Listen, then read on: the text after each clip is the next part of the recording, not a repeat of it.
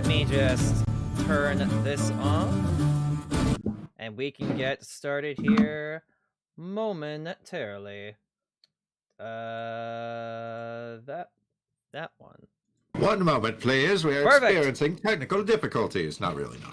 Welcome to the weekly... Oh, wait. Where's my phone? I'm having a millennial crisis. Hang on. There we go. Okay. My phone. Welcome to the weekly chat. Welcome to our Christmas episode. It's Christmas. Not the Christmas. It's 4 days after what? Christmas. Nope. Shut up. Listen, I wore the Shiba Inu, the meme shirt, the oh wow, like the very look. It says very Christmas. It's very 4 Christmas. days after Christmas. It's our fucking Christmas. There's this. Listen, it's December 29th. There's 2 days left in this holiday. No, it's not. We missed Christmas. It's still Christmas. Listen, my neighbors still have decorations. I have the I have the shirt on. I don't make the rules. It's Christmas. All right, moving on. You're Great. a false prophet. It's Christmas. Welcome to our Christmas. It's not Christmas. I'm gonna call it our Christmas episode for the clicks. It is not. It is not our Christmas episode. Welcome to our beloved Christmas episode. Look at this. Look at this. Look at him. Oh, I see it.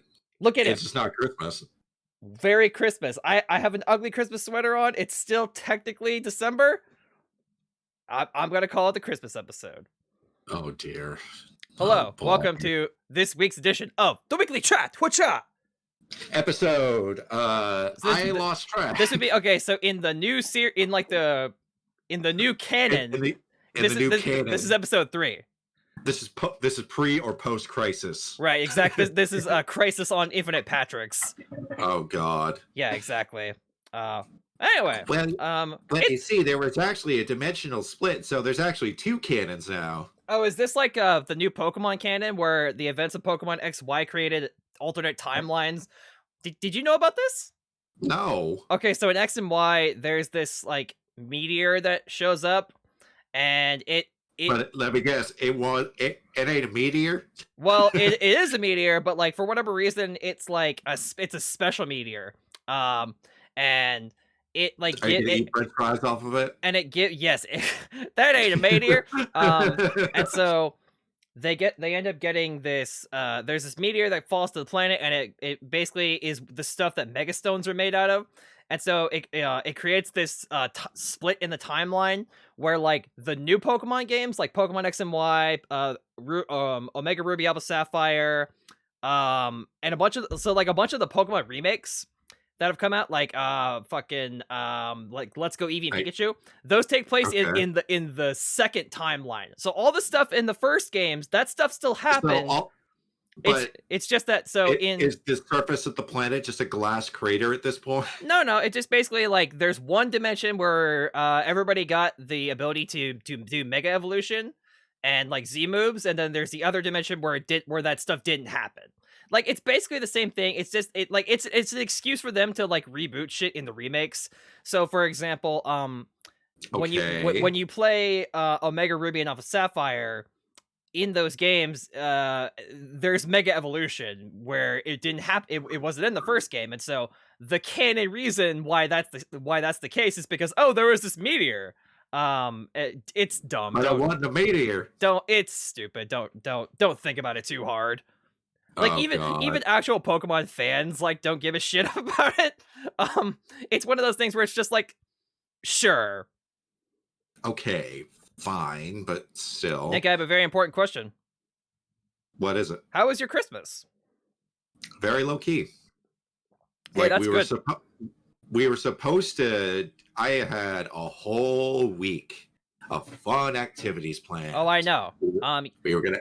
And so you don't have to get like you don't have to talk about everything. You talk about whatever you're comfortable talking about. But like, how's your week been? Dude, this week has sucked. It has sucked the big fat candy cane for all I can. Oh my God. So part of part of the skit I forgot before the show, but I was gonna like, in addition to the Christmas sweater, I was gonna pull out a candy cane and be like, see, it's still Christmas. Oh God. You want to know where that candy cane's been? It's been a rough week. It really has. I don't really want to say too much. Yeah. But but basically something happened to where I had to cancel all of my plans for the rest of the week. That was fun. So, we were planning a big Christmas barbecue, spent a shit ton of money on food, had to cancel. And I felt really bad, but it had to happen. I made an artichoke heart dip. Which I'm pissed that I didn't get to taste. I bought a tray of brownies for this party we were gonna have. So here's the thing. So I bought ingredients to make artichoke heart dip, and then you said that we had to cancel, and so I made it for my family. But so I bought this tray of brownies on a whim, and I spent the next 5 days slow roll eating it by myself. Oh, because my mom doesn't really, so I bought these brownies. Not really has chocolate all that much. Oh no, right? no, she loves chocolate. Here was her beef. Her beef was with the walnuts in the brownies. So I bought these. I bought or the pecans, or I think it was pecans or something. But there was nuts in the. It was really good. In my opinion, it was really good. But so I bought this pan of brownies and by the way, it was a big pan of brownies. And so how big are we talking? Are we talking It was sorry, microphone. Was it like a cake box? Was it a donut box? It was like this big-ish. It was the size of a cooking sheet, kind of. Oh my god. Yeah, but anyway, so I slow roll ate that by myself because my dad was under the weather and he didn't feel like eating anything. And then my mom was like, I can't eat walnuts. And so walnuts? And honestly, probably the same beef that I have with ribs and stuff on the bone. My mom and I both have really sensitive teeth, so it's one of those things. I need to make you some ribs that just fall off the bone. Right. But you can just take the meat and just go. So she and I don't like to chew on things that are really tough. So for example, I hate eating anything off the bone, and she doesn't like eating any kind of walnuts or almonds or any of that shit. She doesn't do it. So there's that. And so I had to eat this entire pan of brownies by myself. But besides all the crap leading up to the week of Christmas, how was you kind of mentioned your Christmas day was chill. Did you get anything? Did Santa bring you anything fun? Sorta, yeah. So Santa. All right, so usually Santa will will usually tell me what we're getting for Christmas a couple days before if it's a big purchase. Santa was supposed to bring me a new phone. It was the new iPhone 12 Pro Max or something. You were clearly a good boy this year because Santa only gives iPhones to first world children. I know, right? You're ahead of the curve. I am ahead of the curve, but there's a problem. The phones are so back ordered to the point where we're not going to see the phones from Santa until February 2nd, February 5th or something. I guess all that elven manufacturing from overseas they're backed up. They're on strike. Santa didn't take into account the coronavirus. I know, right? If Santa has to wear a mask, you have to wear a mask. Here comes Santa Claus. Here comes Santa Claus wearing a face mask. He's gonna deliver you toys. I would imagine he would have a Holly Jolly biosuit or something. Oh, so he's got a full on he's got a Bubble Boy suit, like a Fallout suit. I love it. Yeah, or power armor. Oh, power! Oh, dude, Holly Jolly elf powered. How fucking cool would that be? Holly Jolly elf armor. Yep. Here comes Santa Claus. They thought when they talked about the Santa Slayer, they thought it was his ride. No, it's his title. Slayer of monsters and Slayer of bitches. There's a reason why there's so many songs about mom kissing Santa Claus underneath the tree. Baby, it's cold outside. You gotta go home, girl. Right, man. Man, that song is messed up. Okay, so just really quickly off the top of your head, favorite and least favorite Christmas song, go. Oh, I saw mommy kissing Santa Claus under the tree. Yeah, that's your least favorite? Yeah, that's my least favorite. Okay, fair enough. My favorite would probably have to be Jingle Bell Rock or something. Or yeah. I love the Charlie Brown soundtrack, the Christmas Charlie Brown sound. It's so nice and wholesome and sweet. But there's just so many songs about trying to hook up at Christmas. Like I saw Mommy Kissing Santa Claus and Baby It's Cold Outside. That one's a runner-up for me, to be fair. It's like, you gotta go. My dad's waiting at home. He's pacing around. He's gonna beat my ass if he doesn't I don't show up before curfew. I like oh shoot, what's it called? That one Mariah Carey song. All I want for Christmas is you. I kind of like that song a little bit. You know who loves that song more than anything else in the world? My nephew. Oh really? Yeah, my nephew Major, he loves that fucking song. That's all they fucking play at the house. I don't know. So like it's dumb, but like I kind of like it. Least favorite. Poppy. Least favorite. Yeah, what's your least favorite? The Christmas Shoes Eats. The Christmas. Because really, at the end of the day, it's a song about like it's a song where it's like, yeah, okay, maybe you have problems, but like someone else's life sucks more than yours. I know, what kind of Christmas song is that? And I love how at no point during the song the guy singing offers to help the poor kid trying to buy shoes at all. He just looks as like it's the equivalent of like liking like one like equals one prayer on Facebook. Yeah. I share it's the equivalent of like after a mass shooting, people are like, oh, we're sending thoughts and prayers. Okay, but we actually need like blood and donations to help. Or there's a terrible storm that wiped off our town at the face of the map. I'll pray for you, sweetheart. I know, right? Yeah. Donate to like the Red Cross or something like that. We could do something fun like, donate or do something, productive like volunteer your time for charity work or whatever, but nah. Nah. Yeah. I actually still gotta send my donations for the year. You donate to charities? I do. Oh, okay, cool. I did not know that. Yeah, I do.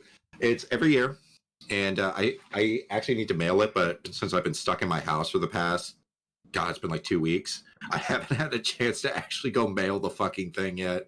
So the envelope is around here somewhere. I just gotta go donate it. My Christmas week has been pretty chill. Like the day before Christmas Eve, my sister and I installed a toilet in our bathroom.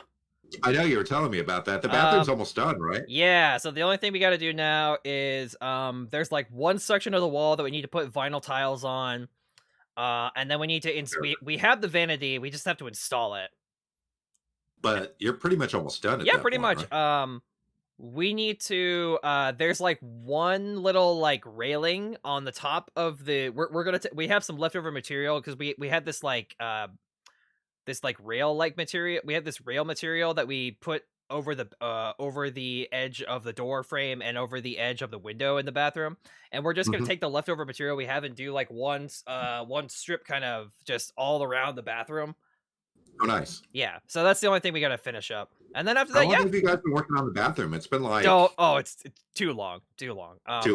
Although here's the thing, I have a guesstimate about when it actually is, but so the good news is though it was a slow process, but it was basically it took us years to do, but we scored a bunch of really good deals in that time. So for example, the tiles we bought that cover the majority of the surface area of the bathroom, they're these big white marble tiles, and I know it's pretty thick. We bought normally the quality of tile that we bought, like for the amount that, so we spent about $100 to basically get enough tile to cover the entire wall, and they were on like super clearance, because if we were to buy them brand new, it would, no joke, it would have been somewhere in the ballpark of like $2,500. Oh fuck that! So we've been basically buying stuff. We've been basically like buying the materials for the project and then kind of slowly putting it together. And so now it's all kind of coming together. It's like building a PC. You buy your stuff, you buy your parts at the absolute lowest price that you can get. Right.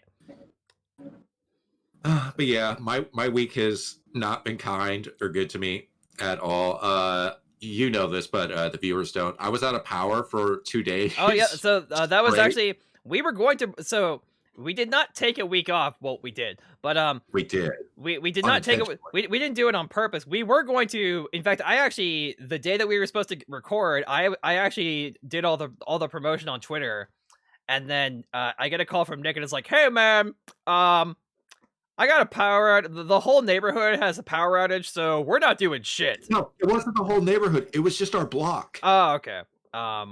Like the block that has like where we live, and then the apartments that are like right across the street from the creek. We were all out of power for almost 48 hours. Right, and so we were gonna do it that like Tuesday or whatever. And then I'm like, oh, so like you'll probably have power back tomorrow. We'll just do it again tomorrow. We should have power by tomorrow. It should be. Why wouldn't it? We'll do the show afterwards. We'll do the show on Wednesday. Oh, poor naive. So Nick. I called Nick on Wednesday, like, hey man, you ready to do the show? He's like, I'm still in the dark. Yep. We had zero power. We had to throw away so much shit in the fridge. What did you do? Did you actually have to talk to your family? Oh my god.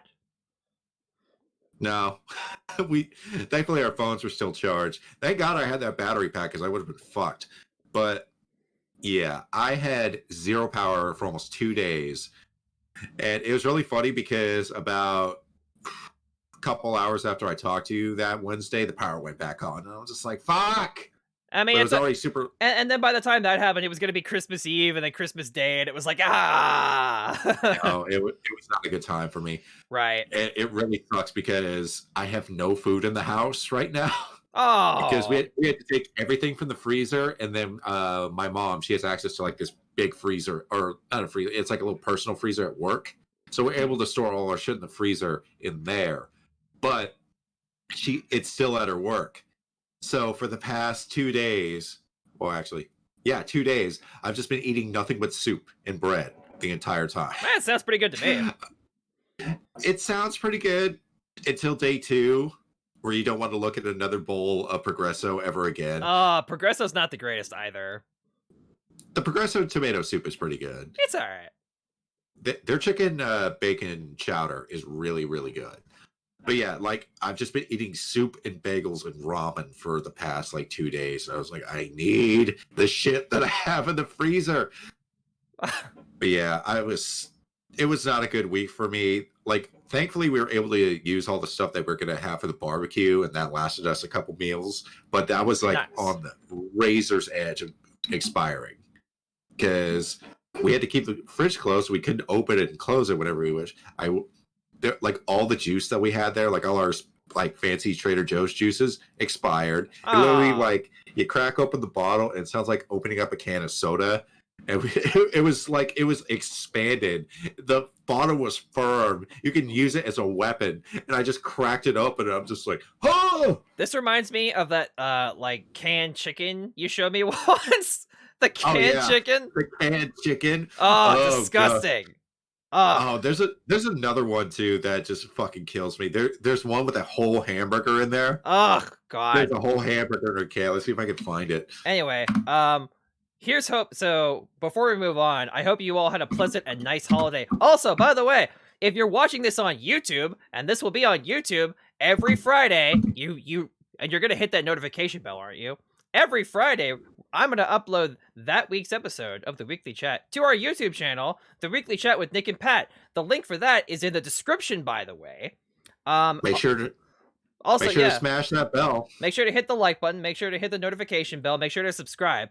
Also, please leave a comment. And by the way, please do all of that within the first hour of the episode.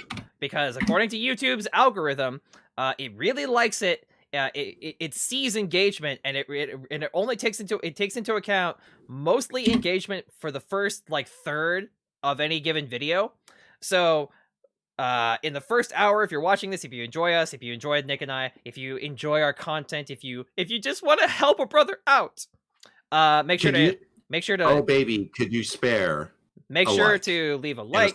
Make sure to leave a comment in the first hour of the video. Do it right now, please. Do it. Help us make our Christmas dreams come true so we can become real YouTubers. In the comments below, please correct Nick and say hashtag Christmas not canceled. Christmas is so canceled. Hashtag Christmas not canceled. The war on Christmas is over. We lost many men at that battle. The liberals win. They won. We lost a lot of lives in the Battle of Sears and Macy's Hill, and we will forget. Dude, honestly though, if you work at a retail store like Ross or whatever, I'm sure this year you're like, oh, thank God for the pandemic. You're like, thank fucking Lord. No, I'm even more scared, to be honest, because people don't follow the fucking rules here. People didn't actually go. I'm pretty sure most Black Friday shopping was canceled, wasn't it? Not really, no. Not from what I heard. There wasn't. Okay, well, like I'm assuming there wasn't that many people. As many people. Yeah, yeah. But there was still a lot. But the people that were there were causing a lot of problems. Oh, of course. I mean, you can't. I will kill you for a $200 flat screen. I'll fucking murder you and your family. Dude, did you see that there's like a statistic about how many tramplings there were with golf cleats around Christmas? Fucking just. If you're gonna threaten me, you better have a bigger knife. I don't give a fuck. Yes, knife. This totally isn't a letter opener. Yeah, just pretend it's a knife. Just pretend it's a. I just went Walter White. It's like, if you're gonna do this, you're gonna need a bigger knife. Trust me. While you were busy having sex in a social life, I mastered the blade. You mastered the blade. You know what's really funny? The picture that comes up from the mastering the blade memes, it's like this white dude with the top hat and the trench coat and the katana sword. I actually know that guy.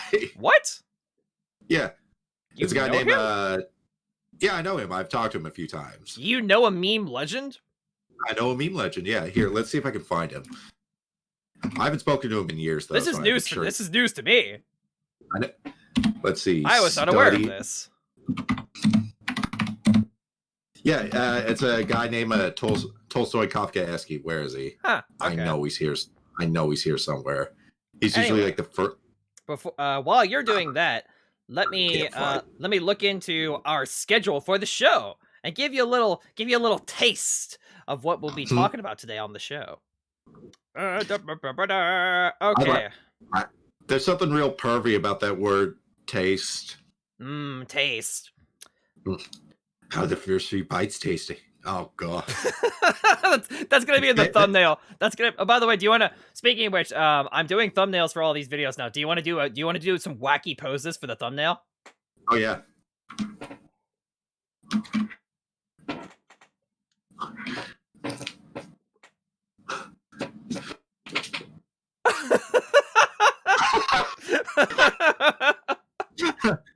Thank you. Do it for the gram. Bitches love the gram. There we go. There we go. Just gotta. There we go. Let me get. There we go. Get some dab action going. There we go. All right. There we go. With my horrible hair. That'll give me some choice. That'll give me some choice material. I'm sure we'll have some great faces for later on in the episode. That's right. Anyway, let me get into today's. I'll look for it later. I can't find it. Let me get into today's schedule. We'll be following up a little bit on some cyber shenanigans with Cyberpunk and CD Projekt Red. You just got Cyberpunk. They did another oopsie. Oh no. There's that. And then speaking of shit show games, we'll be talking about Diablo Immortal because that got resurrected from the fucking dead. Wyatt Cheng made a whole video talking about it. I can't believe that was still a thing. Yeah. So they are going to they're in the process of releasing an alpha for the game. So we'll talk all about that. Oh boy. And guys, you know how much I love to talk about Blizzard. They're my absolute favorite. Yeah, oh yeah, and they're just as cold as a witch's tit. Speaking of witch's tits, I'm also going to be talking. I started playing Gwent over the winter break. And, I know you were telling me about that. And I'm going to have a little. I'm going to have a little talk where I'm going to talk about my experience playing Gwent, the Witcher card game. I can't wait to hear about it. We have some other small announcements, and then we will wrap our show with a discussion question. Oh my god! I'm so excited for this one. I put a lot of thought into our discussion question this time around. We have a fun discussion question. If you have a discussion question you'd like us to maybe talk about in a future episode, post it down in the comments below. Put in the comments below. Why don't you do it before the hour mark of the video? Maybe. See, I don't know. We'll answer almost anything. Almost anything. I have to put that distinction up there. Dear Weekly Chat, which do you desire more, girth or width? No, I'm just kidding. No, don't answer that question. I want to hopefully one day monetize this shit. Oh god. Well, we're talking. Oh, Wait, God. we're talking about hot dogs, right? Yeah, hot dogs inside a burrito. Yeah, that's right. Yes. Oh boy, we're talking about food, right? That's right. Okay. So, top or bottom? I prefer the bottom bun. Stop it. Stop it. Stop it, please. I beg you. Oh god. Thank you for Right. the 3 people that got that reference. That's right. We're talking about hamburger buns, right? Yes. Right? That's right. Right? That's right. Right. Anyway, so this one is like so this is like 2 weeks of accumulated news. So this one's a little bit old. This one's a little old hat, but I'm going to talk about it anyway. So Cyberpunk. So on the ongoing shit show of Cyberpunk 2077, Sony there were so many bugs and so many complaints with the PS4 version of Cyberpunk 2077 that Sony has officially, and I think it's still not there. They've officially taken they've taken it off. It's gone. They've taken it off of the PlayStation Store, which is just like, which is bananas. Yikes. Like just for some context, this is the same PlayStation Store that has Life of Black Tiger on it. So like that game. What's another buggy game that I can think of that's on there? So they have Life of Black Tiger and other buggy, terrible games. Like those are allowed to be on the PSN, but not Cyberpunk. Okay, but who's downloading Lucky Tiger? Life of Black Tiger. Yeah, it's a meme, dude. It's one of those games. It's like the room of video games. Like people like love the room of video games. They love it because it's so awful. It's one of those. Okay, fair enough. But yeah, so CD Projekt. This isn't. I didn't post this in. Looks like CD Projekt is in the red. They're in some hot red trouble. Anyway. Oh yes, they are. But I know that and I think Microsoft is in the process of either patching the game or they're in the process of I know they're trying to refund people. So immediately, yeah. So during the last 2 weeks, what's been happening with Cyberpunk is there have been so many videos that have been propagating Twitter and YouTube and Facebook, all these places of have you seen a lot of these really funny PS4 videos of Cyberpunk? I haven't seen too many of them. I have seen like the Johnny Silverhand Keanu Reeves character and what his render looks like on the PS4.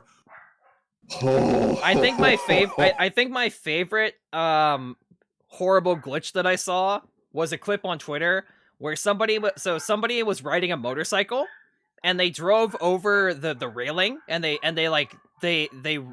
fell into the river. Oh yeah. Yeah. So there's somebody who's like somebody's on a motorcycle and they fall over the rail into the river, except the game hasn't loaded in the water yet. So they're just driving on the bottom of the river, and then the game loads in the water, like it loads in the water textures.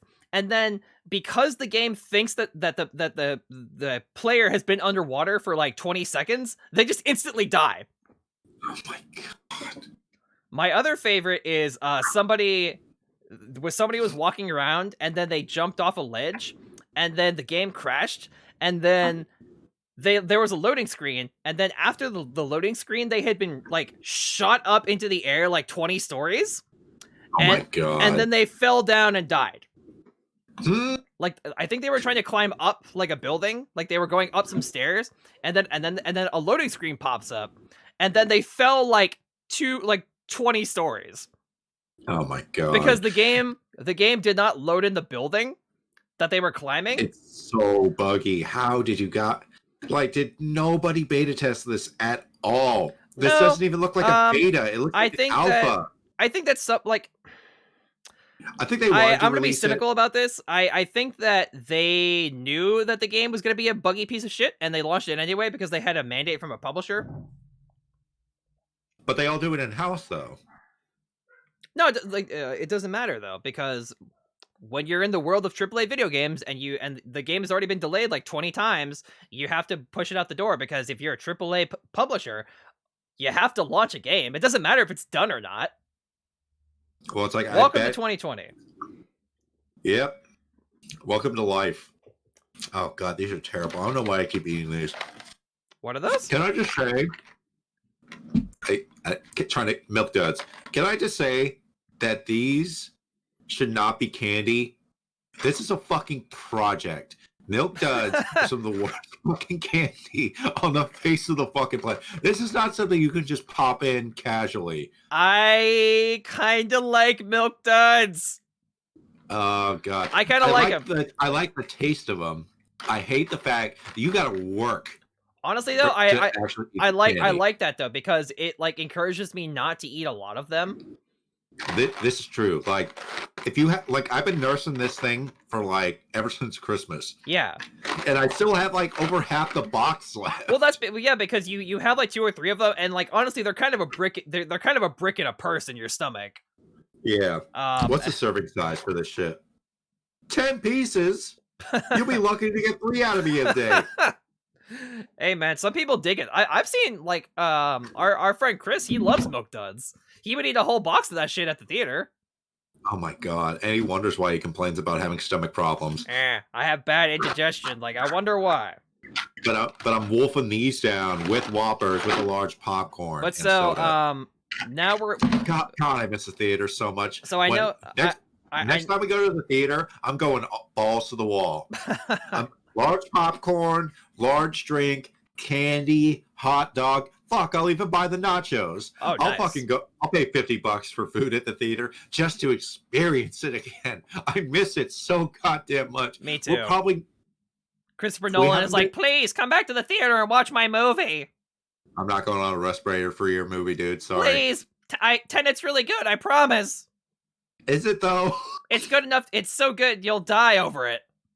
It's good enough to die for, baby. I'm not dying over a fucking product. Get the fuck out of here with that nonsense. I gotta turn down my mic on Streamlabs. Sorry. No product is worth risking your life over unless if it's medicine. Like, like the only way you would be able to get me out of the house is either I have to go to work or if somebody's dying and I have to go get the medicine from the pharmacy on foot. Right. In a snowstorm. Before we go too off topic here with this, like, It's Always Sunny in Philadelphia episode. My favorite. Anyway, so you've had a chance to play more Cyberpunk. What do you like? I haven't played the game. I've only read the news stories and seen the awful glitchy clips. Tell us about your Cyberpunk experience now that you've had some more time with the game. Okay, so from the last time that I've spoken about it, I keep spitting because I keep working on this fucking milk dud. Anyway, it's stuck to the roof of my mouth. Anyway, Cyberpunk. 2 patches have come out that the game is way more fucking stable now than it's ever been. I remember, like, a lot of people are having, like, if your save file is over 8 megabytes. Oh, yeah. So, I read about this. Yeah, if your save file was over 80 megabytes, the PC version would fuck not up. 80 megabytes. 8. Really? Oh, I thought it was 80. Single digit. No, the Ocho, the 8 megabytes. Yeah. So if it's apparently, 8 megabytes. Yeah, it will corrupt the game. You can't load your save, and it will crash your whole system. What? Okay, so I read that. It would delete your save data. I didn't know it fucking crashed your system. I've heard of some people saying it crashed their whole What computer. the fuck? This game is a fucking mess. It's like, I thought. I've only read that once you. So I mean, maybe I'm misinformed, but like I thought it was like once your save file reaches 80 megabytes, it like it gets corrupted and it like deletes itself. I didn't know it crashed your system. That's a new one on me. I've heard some people on Reddit say that it crashed their whole fucking system. Christ, man. It happens though. But like, I told you about my Skyrim glitch, the one where if I went into a puddle of water, it would brick my whole fucking console. Oh, great! I'd have to unplug it and re-download the whole fucking thing. I couldn't figure out what the fuck was going on for like a long time. I would just go through a stream, even if it's like a small puddle that's like maybe 2 feet deep. So it crashes my whole system. I played like the first 5 minutes of Skyrim for PC, recently. Oh, very nice. The reason I did it is I wanted to test out some settings because I was thinking about maybe streaming it, but like I don't know if people like would watch me play Skyrim or if it's too fucking late. Like if it's too like gauche at this I point. watch you play Skyrim. Okay, fair enough.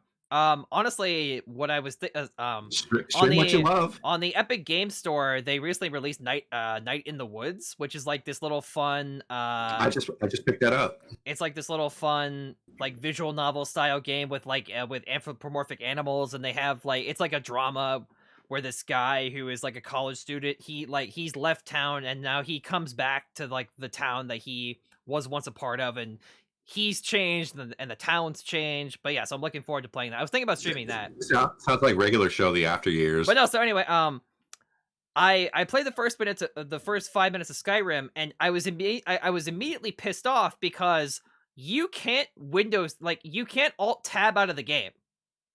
Really? Yeah, it's fucking weird. Literally, it's the first Steam game that like if I hit the Windows key, like nothing happens. That happens to me a few times when I play Borderlands 3 on a very rare occasion. That thing does not want to quit properly. It like freezes the whole program and then it shuts down. And it's a pain in the ass because then you have to go into Task Manager and then shut it down from there. And it's like I don't want to fucking do that. I'm shutting down the game properly. Just let me shut down the game.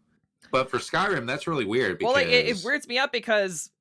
One, this is like the definitive edition, so it's like hopefully they've like fixed the bugs. You've had like almost 10 years to refine the product. But like also, like how do you expect people to stream your game if you can't alt tab out to like fuck with settings on Streamlabs? Like how? My Stream Deck, bitch. Yeah, I guess, but like it's so weird to me. Rich. Like I can do like I can do shift tab to like get out. But it's so backwards. Like I want to just be able to hit the Windows key like that and then have it. You'll get that if you watch on my stream. I just want to hit the Windows key and be able to like alt tab out. But like no, it's this whole fucking process where I have to do shift tab to like get out. So like that really pissed me off. Mm. Oh god. Well, hopefully you'll get the. No, I mean, so like I'm looking forward to playing. Have you tried with OBS yet? No. Honestly, I've only ever tried streaming with Streamlabs just because I'm not used to OBS, even though it's basically the same thing. I was thinking about actually switching over just because Streamlabs pisses me off so much. It does, right? Although lately, lately though, Streamlabs has been pretty good actually, so I can't complain. I know the past couple of times we streamed, I haven't dropped any frames, so that's been nice. I wonder if they got some stability issues or something, but we will see. But anyway, so like Cyberpunk. Cyberpunk. But yeah, I have not. I know a lot of people are saying like the main campaign's like 15 hours long. I haven't been doing the main campaign. Oh, sure. I've just been like going to different question marks all over the map and just fucking around because I want to get some good gear. That's me playing Witcher 3 for sure. I don't know if this is a glitch or not, but something weird's happened. I've had to restart the game I've had to stop the game, reload it in my save, and something weird happens where like there's a guy with a car on a corner. He gets in his car and then it explodes. But it explodes every time I pass by him. So it's like this weird glitch in the Are you sure it's not like part of the story? Like this guy has like a bomb in his car or something?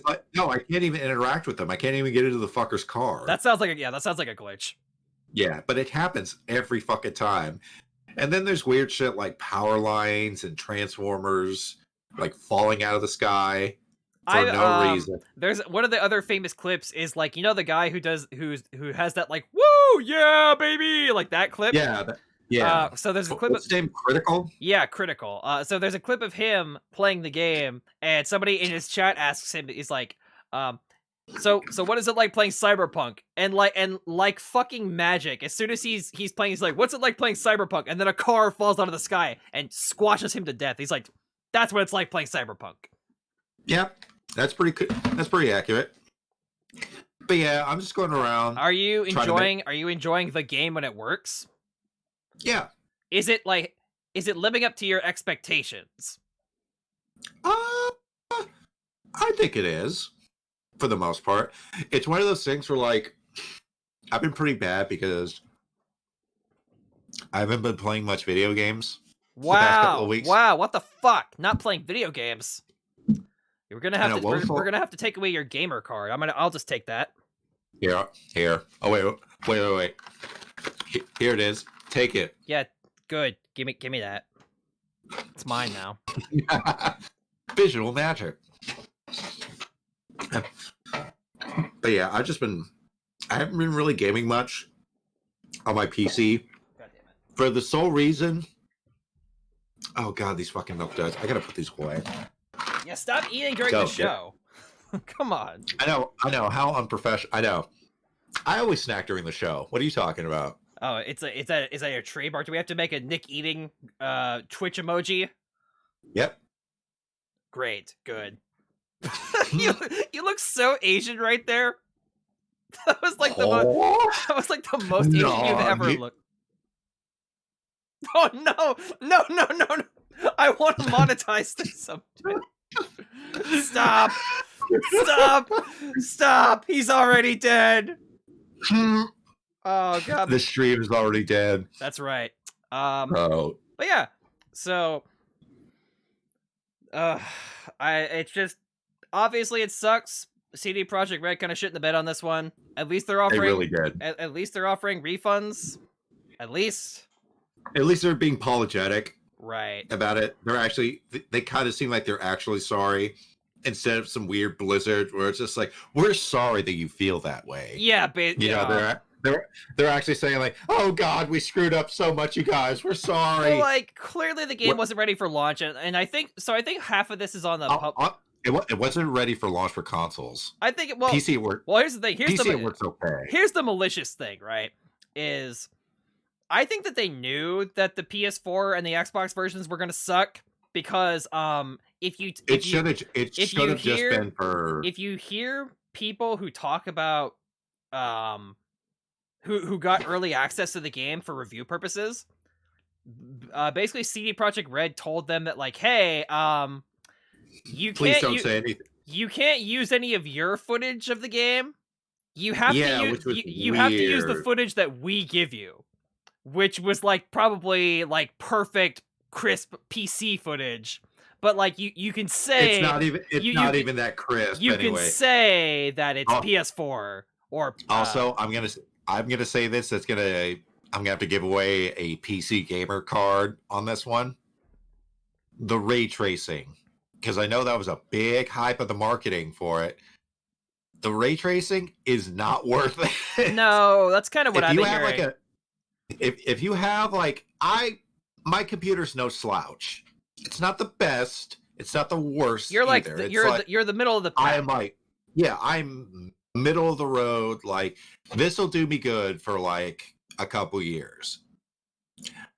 But it is capable of ray tracing, and I'm playing it, and I'm just like, I mean, it looks good, but it's not worth like the 20 frame. Because like, I could run the game on Ultra, CD Projekt Red. If I really, really wanted to, I can run it Ultra. It's not over 60 frames per second, but it's like 40, 45, 50 frames per second. Sometimes I'll get it up to 60, which is not that bad. But if you turn on the ray tracing, it dips by like 20 frames, which in PC speak is unforgivable. Yeah. I know a lot of PC gamers are just like, anything under 60 frames is unplayable. That's not true. That is very far from the truth. I think as long as like a game, I think you could build a game around 30 frames per second and it's fine. I know that like some people get all fucking antsy about it and they're like under 60, but like I don't know. Like I play like a Switch. I play like any game on Switch, for example, and it's fine. Yeah, it runs at 30 frames and it's fine. Yeah. As long as as long as you lock the 30 frames. Yeah, that's a big thing. Well, like you gotta lock your frame. Like apparently Deadly Premonition 2 has a really bad problem where if you're outside, and you're running around the open world, like the frames like can't catch up to it, and it lags. Does it look like a slideshow? Like yeah, basically. I mean, yeah, it just sucks. I mean, I honestly we expected better. Well, yeah, definitely. We're not mad. We're just disappointed. Oh, some people are mad. Oh, I know a lot of people are mad. Some people are pissed. Oh, they are very and pissed. like honestly, listen, I'm kind of a CD Projekt Red fanboy, and like I sort of understand why people are pissed. Like I've been kind of in their good graces lately. Like I played through Thronebreaker recently, which was awesome. You just finished Witcher 3 too. I finished Witcher 3, and I'm playing Gwent right now. It's a great game. Those are all great games, but those are all like polished and fun experiences. Cyberpunk is not and honestly, that's the tragedy about this, is that CD Projekt Red has this reputation for being this like critical darling. And so some people like can't believe that they're like, this is the kind of thing they expect from like Activision or fucking Ubisoft or like fucking like EA. Like this, like it's that level of fucking terrible. I know, but I think it's gonna be one of those things where like you got to know your gamer history. Like I don't know if you've ever heard about what happened with Witcher 3 PC when it launched, and it was a fucking mess. It was a mess. No, so there's a card in there's a card in Gwent that actually makes fun of this because oh really? There used to be this glitch where like you would be riding and like you would have like Roach the horse with you, and if you got off the horse if you got off the horse in front of a certain NPC, like the game would like flip the fuck out, and it would put Roach on the roof of a building.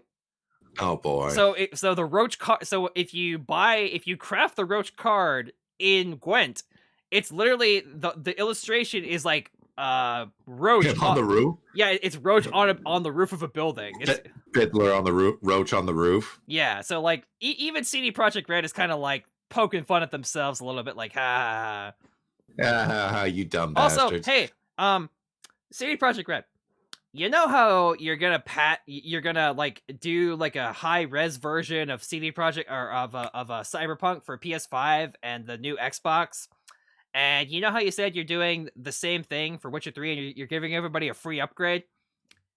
Can you please? I want one request. One request. Okay. One fucking request for the Witcher 3 revamp, okay? Fix the fucking jumping. Like, just fix the fall damage. Fix the fall damage, okay? Like, I should not die jumping off a 2-foot fucking platform. Geralt of Rivia, one of the strongest witchers in fucking human history, the slayer of fucking like Vilgefortz, fucking like the guy who's killed like vampires and strigas, and like the one of the deadliest fucking guys with a sword in all of the continent should not die stumbling over his own 2 feet.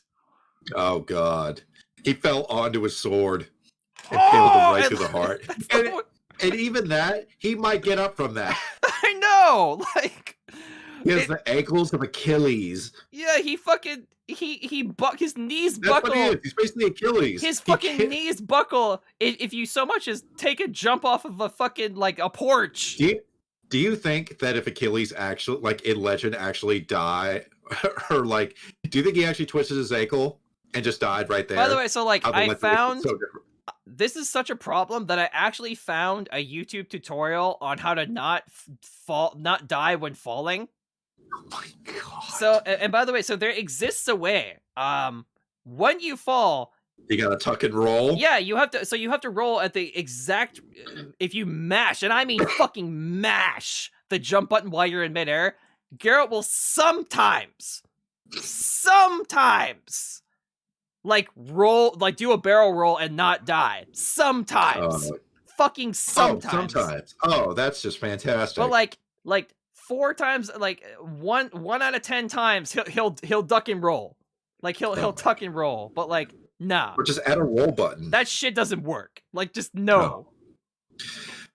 Oh, sorry, anyway, Roach. I twisted my ankle. I'm gonna go die on the side of the road now. Goodbye. Speaking of broken, inept games and game designers, let's talk about Blizzard.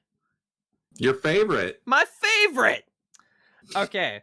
So let me get the story. What sort of fresh hell have you brought upon us? So just before we move on, were you done talking about Cyberpunk? I'm done. I've only played like maybe 6 more hours from the last time that we talked.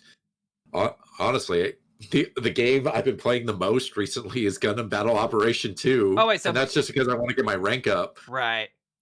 So real quick though, before I dive into talking about Diablo Immortal, yes, remember that game? That's a thing that exists. I can't believe this. Before I We got phones.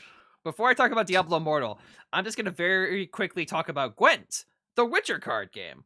I know. So I played a little bit of Gwent. You played a lot of Gwent. care for a game of Gwent? So Sure, you probably sweep the floor with me, but sure. care for a game of Gwent. Anyway, it's time to. So I probably have. I never mentioned it on the show, but one of the reasons I fucking just love to eviscerate Blizzard is because I used to be a big old Blizzard fanboy. Man, I used to love those guys. You can probably see on that shelf behind me, right by that orange box. There's a bunch. Oh, actually, I moved. Never mind. You can't see them up there. I moved them. That's right. They used to be up there though. I used to have all my Blizzard boxes up there. I know you had the collector's edition for Wings of Liberty, and then you had the collector's edition for Heart of the Swarm. No. Just the one collector's edition for Wings of Liberty, and then I bought the regular version of Heart of the Swarm and Legacy of the Void. I was there when you bought that. Yes, that was fun. That was one of the first and last time. That was one of the first and last times I ever went to a midnight launch for a game. I think that's the only time I've ever been to a midnight launch. No, you went to the one for Destiny 2. Oh, that's right. No, that was Destiny 1. Oh, Destiny 1. My bad. Oh, what fun times. They gave us free cupcakes. I saw. Nice. I remember you posted the picture of the free cupcakes. That's how I remember. Yeah. But that was a lot of fun, actually. So I used to, bottom line, I used to love me some Blizzard. Warcraft 3 and Diablo 2 defined my early teenage existence as like... I played so much StarCraft 1. Like StarCraft 1, Diablo 2, and Warcraft 3 like defined my early interest in PC gaming. Like... Oh, yeah. Like I was the seeds, because like up until then I was pretty much only a Nintendo guy, and then like Warcraft 3 was the first game that made me look at like a PC and go like, oh, okay. There's something to this personal computer, right? And so I told my origin story with Hearthstone a long time ago in one of our previous episodes, but Hearthstone was a game that I was looking forward to pretty much from day one. It was the only time I've ever gotten into the beta for a game. And I come from a background where I love I grew up loving Yu-Gi-Oh, Magic the Gathering. Hell, I know it's like chocolate and peanut butter. You got the Warcraft property and imagery mixed with the stuff of like Magic the Gathering and Yu-Gi-Oh. You just sort of smash them together. So you had this digital card game that was and credit where credit's due. It really was kind of ahead of its time. Hearthstone really was. Yeah. Hearthstone was like the first digital card game to come out and really be massively successful. Oh yes. And so because up until that point, a lot of people just thought like it can't be done. You cannot have a digital card game. And so Blizzard came in. Contraire, mon frere. But yeah. If only they knew back then, right? If only they had known. But now everybody has a fucking card game online. But yeah, so this led to me. I don't love a lot of games. There's a lot of games that I like. There's a lot of games that I enjoy playing. There's very few games that I love. But when Hearthstone first came out, I loved that game. Like, you taught me how to play. It was one of those games where when I was at school, I was thinking about Hearthstone. When I was at work, I was thinking about Hearthstone. That's one of the main reasons why I got my first and only iPad was to play more Hearthstone. When I was walking to and from classes, I was thinking about Hearthstone. When I was man. Just give me another classic. When I was sitting watching a TV show, please, man. When I was sitting there watching a TV show to take a break from Hearthstone, I was thinking about Hearthstone. I know, we were obsessed back in the day. I love that game. We both did. And back in the day, Hearthstone used to be a great game. Now granted, a lot of the RNG stuff did used to kind of like it kind of left a bad taste in my mouth. But so back in the day, Back in the day. I felt that like okay, yes, like there was random elements to the original Hearthstone, but I But it felt was like manageable. I felt like it was more like more manageable and more like controlled randomness. Like randomness that could be like fun but not unfair. So like And then a lot of cards, you would have to take a calculated risk. right. So like to- like when you play Ragnaros the Fire Lord, his whole ability is that he deals 8 damage randomly to either a player or a unit on your opponent's side of the board. And so, yeah, when you played Ragnaros, you kind of were taking a gamble because Ragnaros could kill a really prominent threat, or it could just hit your opponent in the face. Although here's the thing, sometimes you wanted to use Ragnaros as a finisher, right? Like sometimes the opponent would only be at like 4 hit points or whatever, and you want to kill them. And so it was this coin toss. Like it was like, but yeah, anyway, so so like the point being is like the randomness wasn't as profound as it is. It did not define the game as it does today. Nowadays, now when you queue into a Hearthstone game, pretty much every meta deck has cards that generate other cards randomly. And the worst archetype for this is the lackeys. Lackeys are the worst fucking thing that happened to Hearthstone. Because essentially what lackeys were like, that's saying something. Like lackeys had like basically lackeys are like 1-mana cards that spawn from other cards. So like for example, there's a card called Evil Cable Rat, and when you play it, you get a lackey. By the way, it's a random lackey, right? Okay. So here are some of the lackeys, right? One of them is like discover a random dragon. One of them is discover a random spell. One of them is summon a random 2-drop.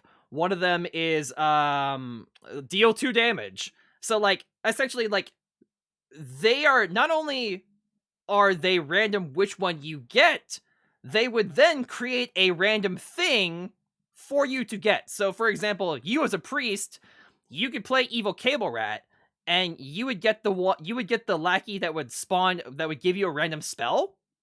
And so you could play like Cable Rat into lackey into Flame Strike, even though you're a priest. So like it got to the point where literally I would just quit the game right there. Every single game of Hearthstone was a shit show. Every single one of them. It was already kind of a shit show before that too, to be fair. And so even not even taking into account, honestly, it all started to add up, right? One, the game is fucking expensive. Like the game is ludicrously too expensive. I was spending upwards of like $50 in expansion back in the day, and I actually did that's like $50 every 6 months or something. Yeah, basically every 3 months, like 3.5 months, like basically like 3 times a year, I was spending $50. And by the way, not even getting the whole set. Not even getting the whole set. Like you spend 50. And by the way, I was a low end spender. There are some people who bought. So there's 2 pre-orders every expansion, right? There's the $80 mega bundle, and then there's like the $50 pre-order. We only had the $50 bundle. Well, here's the thing. Now there's the mega bundle and the $50. So like power users will actually spend $130 3 times a year. That's $400. And by the way, digital PlayStation 5. By the way, $130 would not guarantee you every card in the set. A lot of duplicates. A lot of duplicates. How do you justify that? You don't. Can't. It's a free to play. Oh, it's a free to play game. That's how we justify it. But like, and listen. I'm not saying that other card games on the market. Look, I'm just gonna leave this giant mountain of cocaine and heroin right here. I'm not saying that other card games. I'm not saying that other fucking online free-to-play games don't have similarly aggressive monetized elements. I'm not saying that Hearthstone's the only one. No, I can think of a few. But I feel like Hearthstone is the only free-to-play game where if you're not dropping that much money per expansion, you're not going to be competitive. Oh, you're screwed. No, and like not even like so like a game like Fire Emblem. Good luck trying to climb ladder. like Hearts, try climbing up the ladder as a free-to-play player. It can't be done. Well, nowadays especially. And by the way, there's a lot of game modes like duels that came out that basically like require that you have like wild sets. So if you don't have those sets, you're just fucked. Or That's like right. if you're a free-to-play player who like bought a bunch of packs for expansion and then you dusted it all to get cards for like the new standard expansion. Well, I hope you realize that you like dusted all your cards, so you can't play duels now. Nope. But anyway, it got to the and by the way, that's not even taking into account the fact that 1, the game was getting too expensive to play. 2, honestly, the actual game itself was becoming a shit show. 3, Blizzard was treating its employees and like dog shit. 4, Blizzard was treating the community, the people that like promote your product for free, basically. Yep. It was treating them like dog shit and blacklisting people for like speaking up against like bullshit business practices.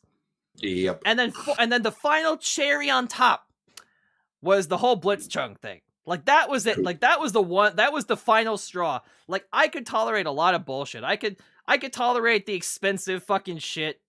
Nowadays I can't. Now I refuse to do that. Dude, I dropped out after But like I can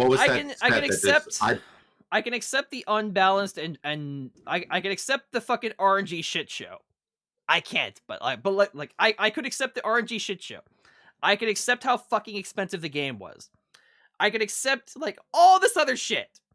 But like once you start shitting on your community, and once you literally and once you like pretty transparently just limit free speech, and once you transparently are just like, yeah, we're pandering to China. Like, like once you do all of that shit, like it's over. Like it's fucking over.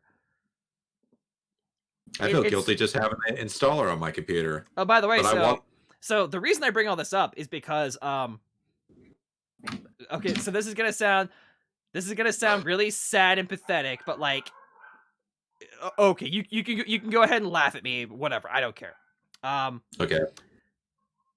It like, obviously, I'm gonna vote with my wallet and not spend money on the game anymore because I don't want to support Blizzard because they've been treating so like this while all this was all happening in the climate that Blizzard was just like itself shitting the bed in every aspect of every franchise they have. So like this is this was another brick in the shit house. Like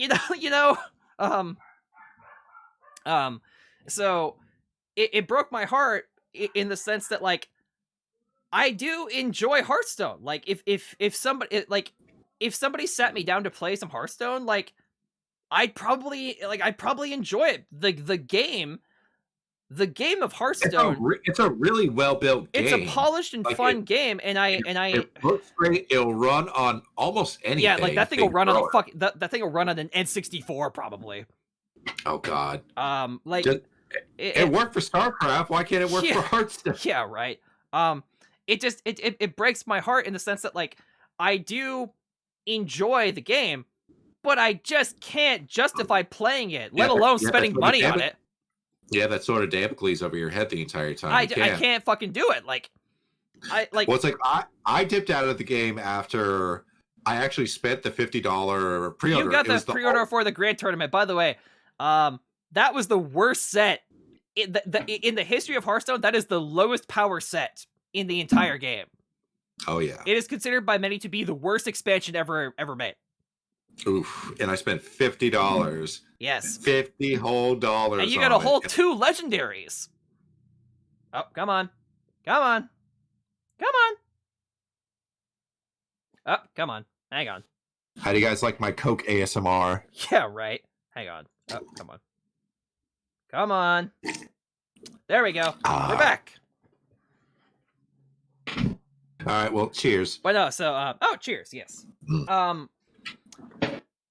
I think Clink, I think that the actual developers working on Hearthstone, like I think that they are pretty cool and they're obviously working really hard. It's just a shame they have to shove these terrible monetization methods in their game. But anyway, so like the point being is like I could no longer play Hearthstone anymore. Just like from a moral standpoint, I refuse to play that game. Yeah, I didn't play it for a few years. before the whole Blitzchung thing, and Yeah. I'm definitely not going back now. Well, yeah, and now it's too expensive, and It's now, too expensive, and I can't. oh, I don't know what. just like, I don't even know what half these cards do anymore. so like I dipped out right That was after. like one of the most old. That was like one of the most boomer things I've ever said. I don't know how these newfangled cards work anymore. Well, like, so I basically checked out right after Ronzacon's Rumble. I bought the $20 like 50. I bought like $20 worth of packs, and by the way, that set was also really weak and kind of shitty.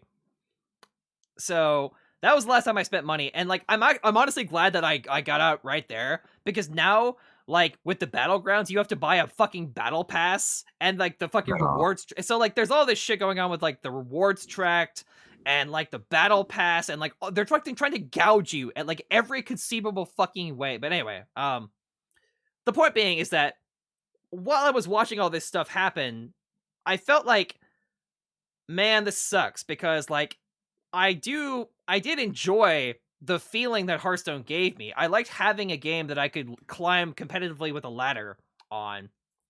I enjoyed playing a card game. I enjoyed playing a digital card game. And so it sucked that like I didn't want to play it. Like I wanted to play it, but I won't. And so then I spent basically a year of my life investing myself into the Witcher franchise. So to date, I have read glorious deep dive. So to date, I have watched the entire. You're welcome, by the way. I have watched the Netflix series twice. Twice. I have read all the books. I have played all of Witcher 3. I have played Thronebreaker, and I am now playing Gwent. And I own the fucking Witcher RPG book. Oh, that's right, you do. Yeah. So you tossed a lot of coins to your Witcher. Toss a coin to your Witcher. And so then, and so when I was playing Witcher 3, in fact, I probably bitched about playing Gwent on the show before. In Witcher 3, you could play so I should mention that the version of Gwent that you play in Witcher 3 and the actual version of Gwent are kind of two different animals. Like, they have similar elements, like they play kind of the same, but like they might as well be like night and day. Like they're two different games. Right. But I really enjoy playing Gwent in Witcher 3. And then during one of the Steam holiday sales, I bought Thronebreaker. And honestly, I didn't even know that Thronebreaker was like essentially like a Gwent adventure mode kind of game. I didn't know that when I bought it. I thought it was going to be more like a visual novel type thing.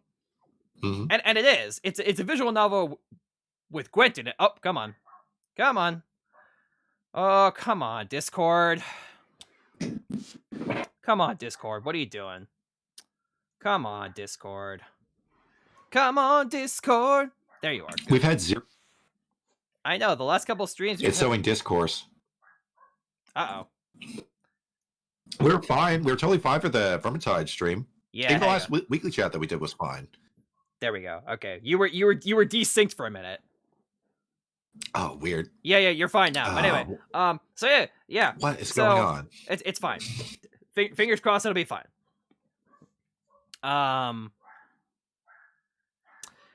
So yeah, so I've spent the last like week or so playing Gwent, the actual trading card game online, and it's pretty, it's pretty good.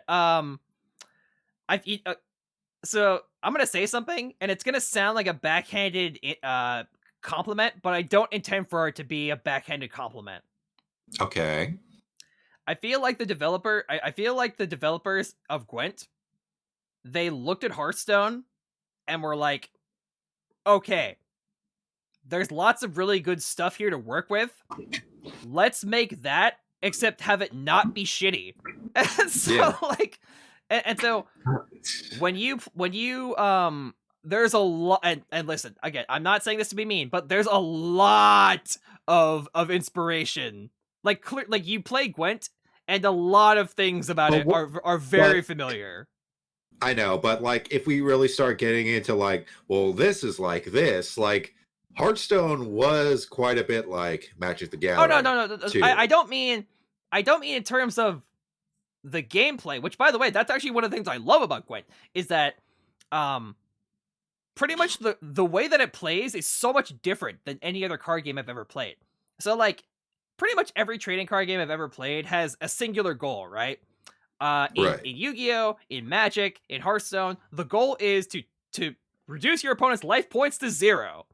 Now sometimes you might have we gotta send him to the Shadow Realm. You might have a deck that like has an alternate win condition, like Summon Exodia, or in Magic you can do things like Mad Scientist, or or like in Hearthstone you could summon the 4 Horsemen, and like there's alternate win conditions, but like most of the time you're playing a deck with the goal of getting your opponent to 0. Gwent is not like that. Gwent as a game essentially has no combat. So the point of Gwent is it's almost like playing tic-tac-toe, in the sense that each round of Gwent each game of Gwent consists of 3 rounds, right? And so your goal is to win 2 out of 3 rounds. Like you have to win, it's like best 2 out of 3. You have to win 2 out of 3 games. And so you start off with a hand of 10 cards, and each card has a specific like value attributed to it. So like for example, there's a card called like Geralt of Rivia. He's 3 power. So you play Geralt on the field, and he contributes 3 power to your he gives you 3 points towards your score. And you win. And so the way that you win a game of Gwent is that you and your opponent each take turns playing cards. And so until one of you passes. And so the person with the highest score when either player passes wins the round. And you have to win 2 out of 3 rounds. But here's the thing. It's a lot more complicated than it seems, because you only get 10 cards. And so at the end of every round, you draw 3 cards. But like, here's the thing. So you have to make these little micro decisions. Like, do you spend a bunch of your cards in the first round to get a win? Or do you conserve your cards? Do you let your opponent use all their cards?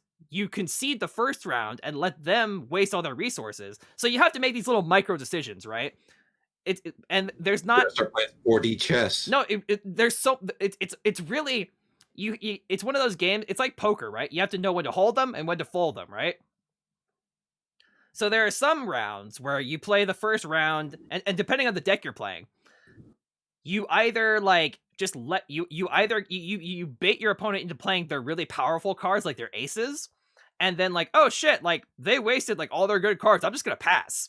Right. And that can be a good strategy sometimes, because some opponents, especially in the lower ranks where I'm at, some opponents will just dump their hand on the first round, and then you'll be 4 cards up by the time it's the second round. And by the time it's the second round, you just mop the floor with them in rounds 2 and 3. Or I was pulling up I wanted to see if Gwent was still on my phone. Yeah. And I just looked, and now Warhammer has a fucking card game now. Oh, okay. Jesus, Murphy. But no, so it's a lot of fun, because each game, and by the way, so the thing that I absolutely love about Gwent is that the power curve of the entire game is really low. Like, most cards have really simple effects. Like they'll have like, oh, deal 1 damage, deal 2 damage. Like, move a card to the back row, move a card to the front row. And so like, yeah, so you build a deck around your different factions, right? So like my best deck is Northern Realms represent. My best deck is the Northern Realms Blue Stripe Commando deck, where like it revolves around this card called the Blue Stripe Commando, where like when you play him, he has an ability to summon other Blue Stripe Commandos from your deck on command, right? And so there are other cards in the Northern Realms deck where you can like duplicate cards, add a copy of a card to your hand. There's a card that shuffles all copies of a single card in your graveyard back into your deck. So my whole strategy revolves around playing 1,000,000 Blue Stripe Commandos and then shuffling them back into my deck. And then during the next round, I can play like literally 6 Blue Stripe Commandos. It's great. Dude, it's such an ultra despair moment, because like the opponent will play a bunch of their cards on the second or the third round, and they'll be like, yeah, I got this bitch cornered. And I'm like, fuck you, Blue Stripe Commandos. And like, I get six motherfuckers that pop out of the deck, and they're like, for Novigrad. It's great. Oh God. But anyway, also, so there's like, a tiny amount of cards with RNG.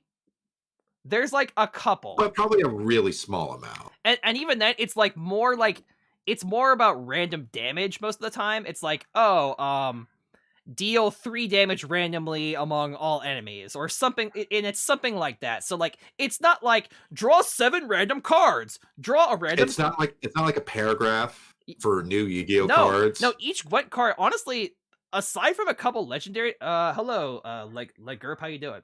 Aside from a few legendary cards, hello. like most cards are like order, deal 1 damage, order, deal 4 damage, or like deploy, shuffle a card in your hand back into your deck. Like really simple, easy to understand cards. Now, granted, there are some cards that are more complicated. Like there are these cards called scenarios that are like actually kind of complicated. But like once you get the hang of it, it's honestly not that complicated. It's weird though, because one of my biggest problems with Yu-Gi-Oh and with like Magic and even Hearthstone was that you got to this point where 2 players were like players of equal skill levels, like weren't really making decisions. Like basically, like for example, not really, no. in Hearthstone, you play an aggro deck, right?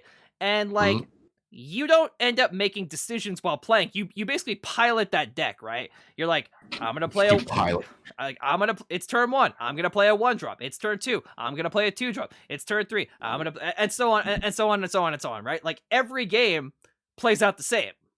Like literally every game plays out the same. When you're pilot, and like granted, when you get into a big control matchup, like then you might have to start making some decisions, but like really, like you're kind of making the same decisions every game.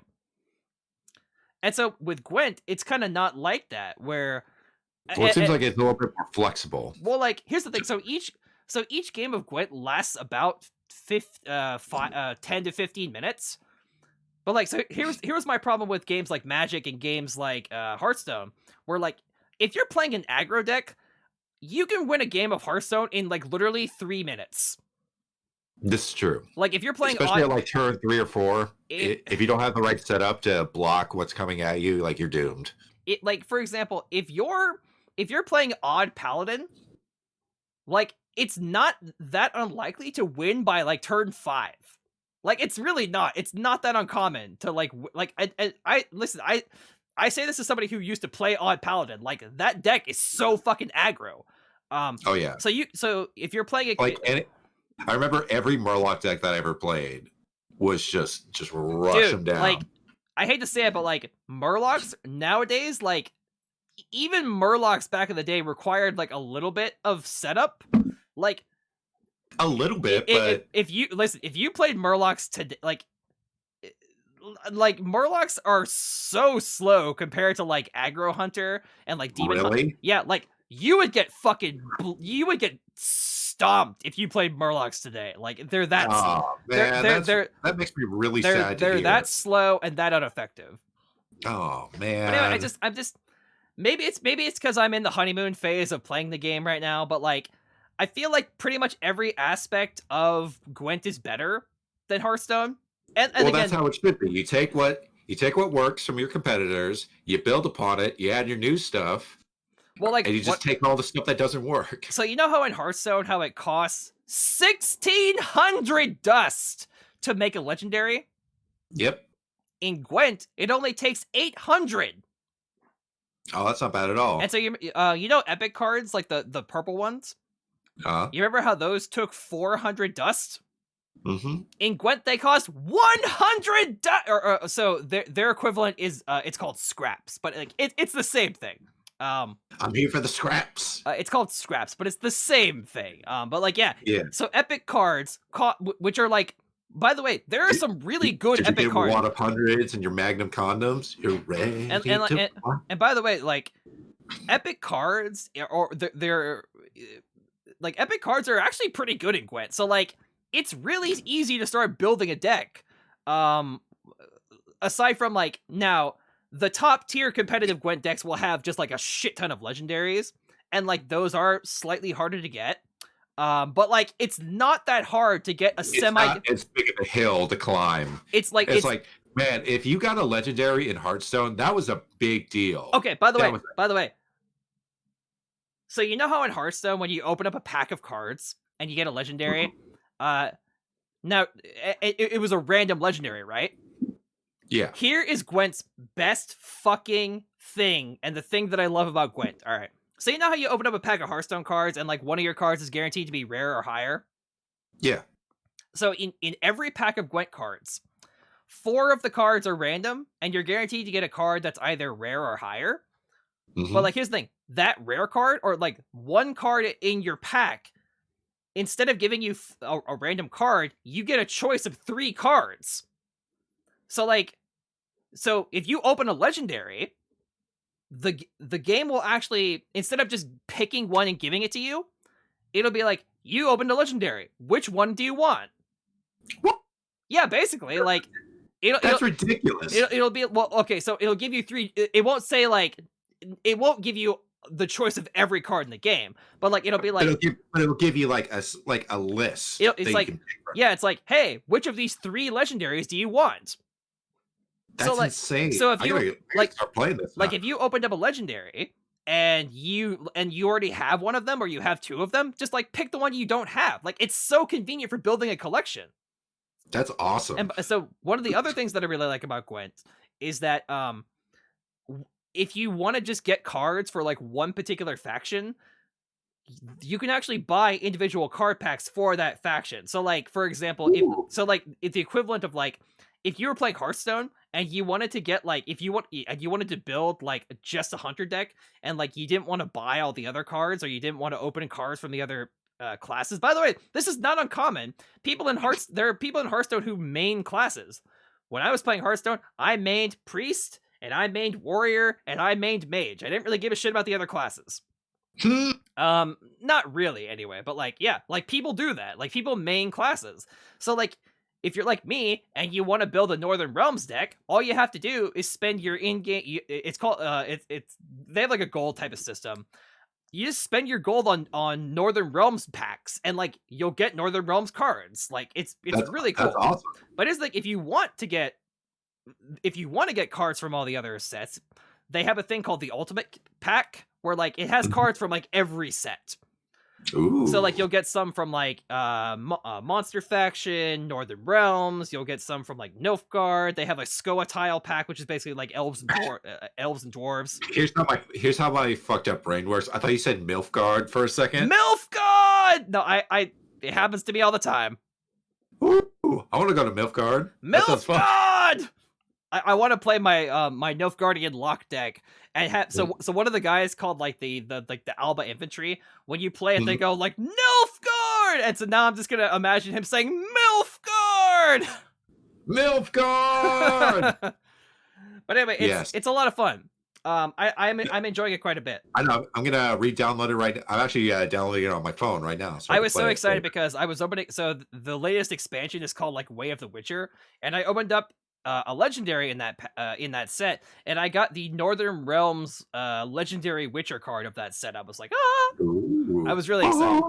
I got Eldon. So he's this dude. When you play him, he boosts the power of all the cards in your deck by 1, which is insane. But then here's the thing. So then he has there's basically like the equivalent of like a there's a mechanic called order. So like, there's deploy, which is basically battle cry from Hearthstone, right? Where like you play a card and it has an effect, right? Right. But then other cards have an ability called order, where like basically you can basically, it's like you can basically manually trigger an ability, but you can only do it once, right? Okay. And you can't do it on the first turn. It's sort of like haste in Magic the Gathering, where like, you know how like some creatures like can't attack on the first turn that they're summoned. What was it called? Summoning sickness? Yeah, summoning sickness. So like, unless you had haste, you can't attack on the first turn, right? So it's orders are kind of the same way. Like, you can't use an order on the turn that you play a card with order. So you have to wait a turn for it to refresh. To refresh, yeah, exactly.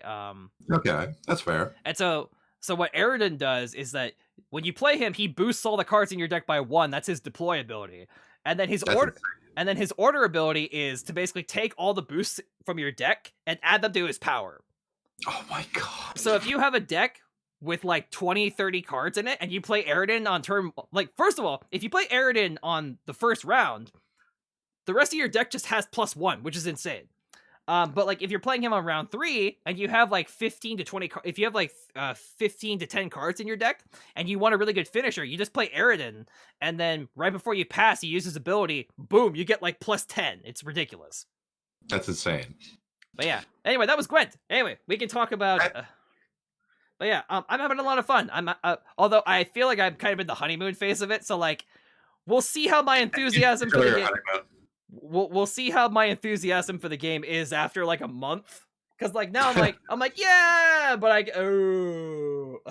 know I'm still for that Gundam Battle Operation 2 game that I've been playing like fucking crazy.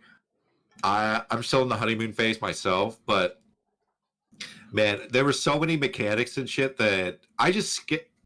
Here's how stubborn I was. I skipped over the tutorial on how to do certain things. Like I didn't know how to counter. I didn't know that there was like a hotkey of sort of to actually switch between weapons.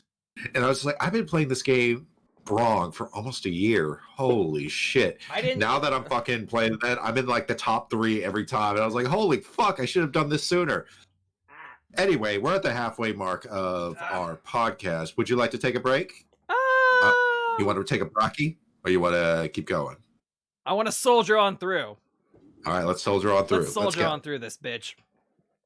All right. Blizzard. So, sorry, Blizzard. I didn't mean to have like a 20-minute tangent. But anyway, let's talk about my best friend Blizzard, my best buddy, my pal. Nobody. He's not your. My companion, my brother in arms, Blizzard. Your hetero life mate. My hetero life mate. That's right. So years and years and years ago, in the before times, before the pandemic, there was this game called Diablo Immortal, and it was when it was first announced, everybody loved it. No, yeah, in opposite world. Okay, so like I think I've talked about Diablo Immortal before on the show, so I won't definitely talk about the show. So I won't go into it, but like essentially, long story very short, if you don't know, Diablo Immortal is Blizzard's first attempt into making it's not their first mobile game, but it's them dipping their toe into having a strictly mobile game. As in a game. Yeah, because Hearthstone didn't come out for mobile until what, like a year and a half? So Hearthstone started off as a PC port. And so like the thing with Hearthstone is like you have the option to either play on the PC or play on the cell phone. But that wasn't always the case, though. Right. So like back then it was only PC. But I remember when it came out for the iPhone, it was a big deal. Right. But like I could play whenever. But so Diablo Immortal is Blizzard's attempt to make a game strictly for mobile platforms. Let's get early and well. And so they decided to pick Diablo as a franchise. So okay, long story very short. I'm not going to tell the whole story, but like essentially Blizzard had its BlizzCon event, which is its big main stage event that it has every year. And people were hungry. People were kind of mad and pissed off at how Diablo 3 took forever to become a good game. It took fucking forever. Like that game spent years being kind of a pile of dog shit. But anyway, so people were kind of getting sick of Diablo 3. The game was getting stale. And Blizzard kind of really didn't have any plans to improve on it. And so people wanted Diablo 4 because Diablo 4 was promised to be darker and return to the roots of what made Diablo 2 such a great game. And there was all these buzzwords, right? And keep in mind, this was pre announcement for Diablo 4. Right. So Diablo 4 had not been announced. And so the big deal was that for BlizzCon 2018, everybody thought that they were going to announce Diablo 4. Although here's the thing, credit to Blizzard though. The community manager for Diablo the night before BlizzCon, he went on Twitter and was like, guys, we have a Diablo related announcement. It's not going to be Diablo 4. Please don't get mad if it's not Diablo 4. Credit where credit is due. They did do that. Yeah. But essentially they revealed Diablo Immortal, and they're like, honestly, what ended up happening is Wyatt Cheng, the guy who is he's been a community manager for Blizzard and for StarCraft for many years, he went on stage and was like, here's Diablo Immortal. This is gonna be a Diablo mobile game. So he basically he walked up to a room full of hardcore PC gamers. Okay, so listen, like, the only people who show up at BlizzCon are like hardcore PC people, right? Like that are really famous cosplay. I'm not trying to gatekeep anybody. Like, obviously, like if you play Candy Crush, if you play, if you play like Words with Friends, like you're not a casual gamer, like it's fine. You're valid. Nope, like I'm not saying you can't be like a gamer if you only play Candy Crush or you only play Words with Friends or whatever. That's not what I'm trying to say. What I am trying, holy crap, I haven't heard that name. What I am saying though is that the kind of people who go to BlizzCon, a Blizzard convention, like way more hardcore than we are. Like a Blizzard convention are people who are like hardcore, like they are hardcore gamers. I hate the word hardcore gamer, but like there's no other word. Like they are like the most dedicated fans of Blizzard ever. Like that's the audience. These are the people that have like over 1,000 hours in WoW. These are the people that, exactly. Wow. Like they have like 700 hours in Diablo 3. They have people. These are people who are like ranked Legend Hearthstone players. Like these are people who are like in the collegiate league and like Overwatch. Like these are those type of people.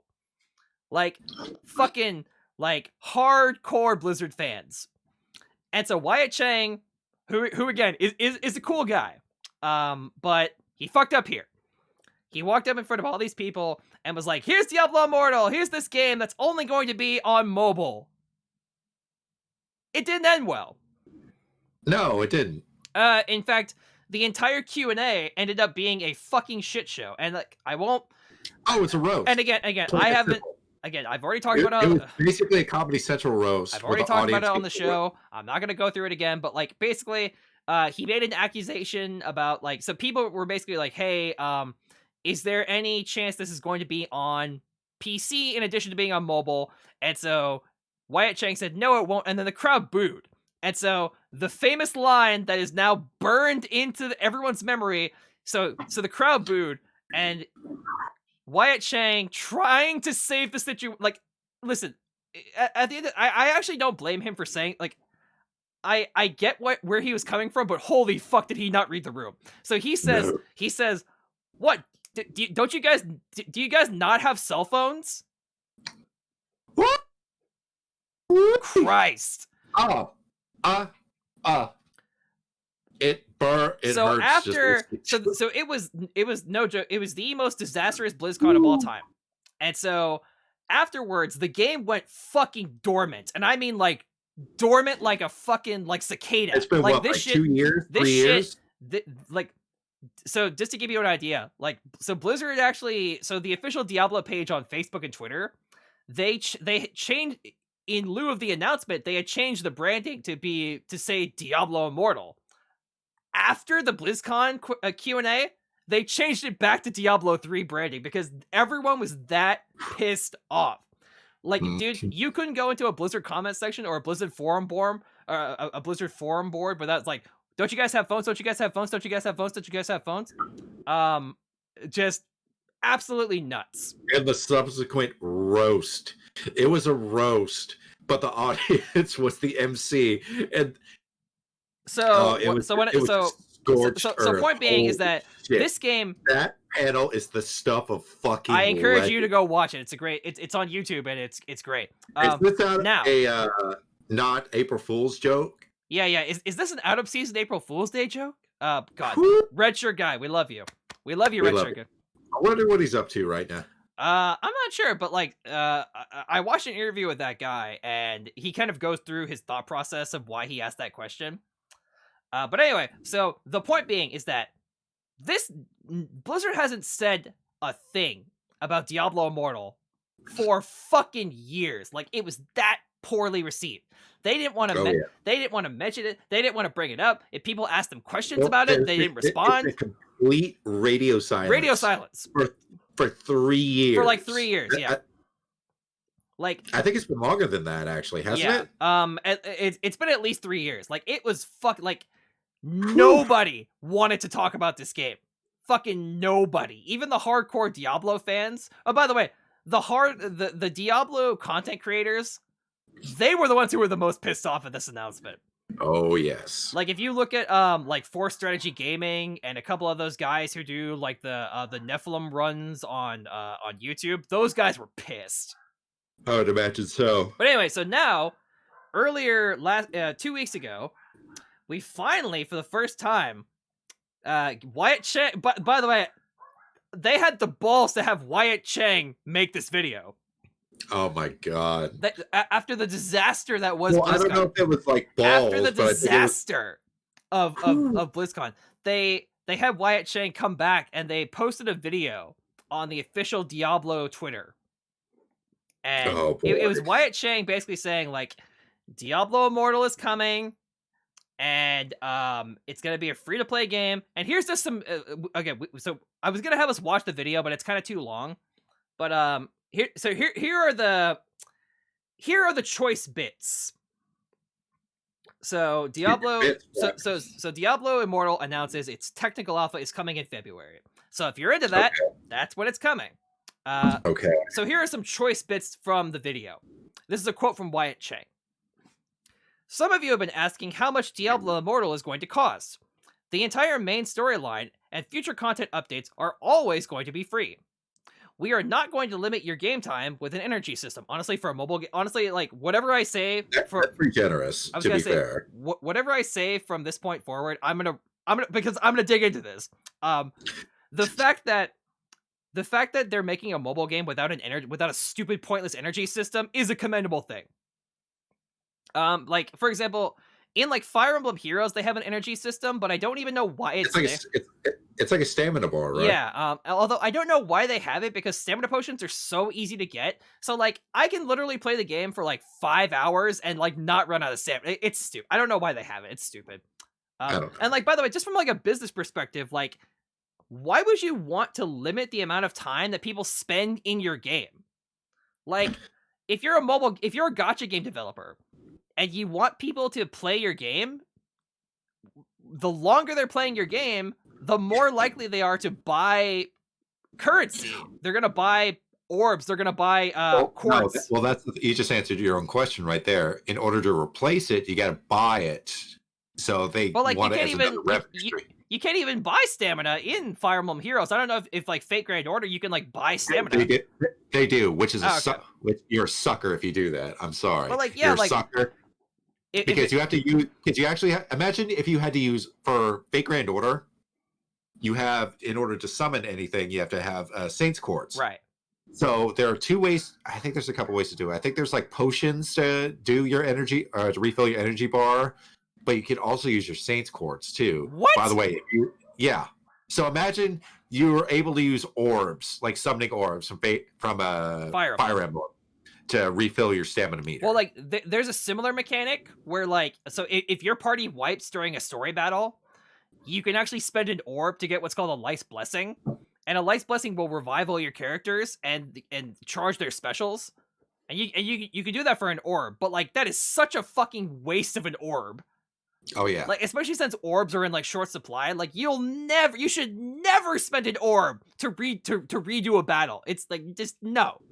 Never. No. It's the same thing with the Fate Grand Order.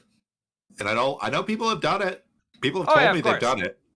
And I've called them fools. Yeah, they are. Well, it's because it's like it's kind of a get out of jail free card with premium currency. So like I get why they do it, but like you could you could do that too with if your whole party wipes in Fate Grand Order, you can actually use the Saints Quartz to like, it's the exact same thing where it's like your shit comes up and their supers are charged. Right. But so, which, unless if you're doing like the final boss of each chapter, maybe it might be worth it, because those bosses are fucking hard. Maybe, but honestly, if you're playing that much, dude, the later stages of that game are so fucking hard. You need so many good fucking servants, and you need their fucking noble phantasm levels to be like at least level 2 or level 3. You ain't fucking taking Solomon on, which is level 1 noble phantasms. That's for damn sure. But anyway, God, I'm so glad I got that. Let me just finish this quote real quick. Okay. But anyway, so it's like We are not going to limit your game time with an energy system. New classes will not require separate purchases. Really? Really? Oh, I'm gonna remember that. Oh, listen. Clementine That, will remember this. That just seems to me like what's the word? A bunch of fucking bullshit. Yeah, pretty much. Basically, and then so to end to end the quote, it's Diablo Immortal will be free to play with optional in-game purchases, including a battle pass. Because of course. And crest items used in Greater Rifts. So, like, basically in the video... by the way, they're bringing back Greater Rifts into this game, which, like, already I'm like...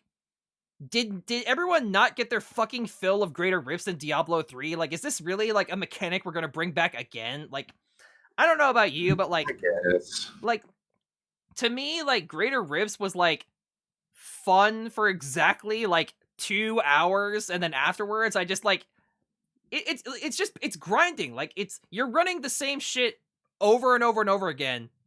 Like, it's an infinite loop. Like, there's no, like, obviously it's great to get gear, and obviously it's great to, like, get items, but, like, you're getting... that's why you do it, right? It's one of those things where, like, you're getting items so you can get better items, so you can get better... It's like being a drug addict, dude. It's like, I'm gonna have this, like, I'm gonna buy cocaine so I can stay awake, and so I'm gonna stay awake to buy more cocaine, and, like, it's this vicious cycle, but, like, at the end of the day, you realize, like, I don't even like cocaine, but it's too late because you're addicted to cocaine. Yeah, it's true. But yeah, so... The game part, not the cocaine part. So, like, they had this thing where, like, they're gonna bring back Greater Rifts, except, like... I guarantee you, I'm still getting this podcast demonetized. Oh, I think I'll be the one. Fuck! No, I'm just kidding. I know we can't say certain words on here anymore. Oh, that's right. Did you know that you can't say simp anymore? It was just like... So, like, there are certain words you can't say, and by the way, so, like, yeah. simp is one thing, but, like, the one that just chaps my ass is, like, you can't say the phrase incel. Nope. Incel is too hot for Twitter, or for Twitch. Yep. What was the other one? It was simp, incel, and... I don't remember off the top of my head, but, like... There's a few more, but I don't know. But, like, really? Like, incel is now an insult. Okay. I guess so. But anyway, that's not the point. But anyway, so...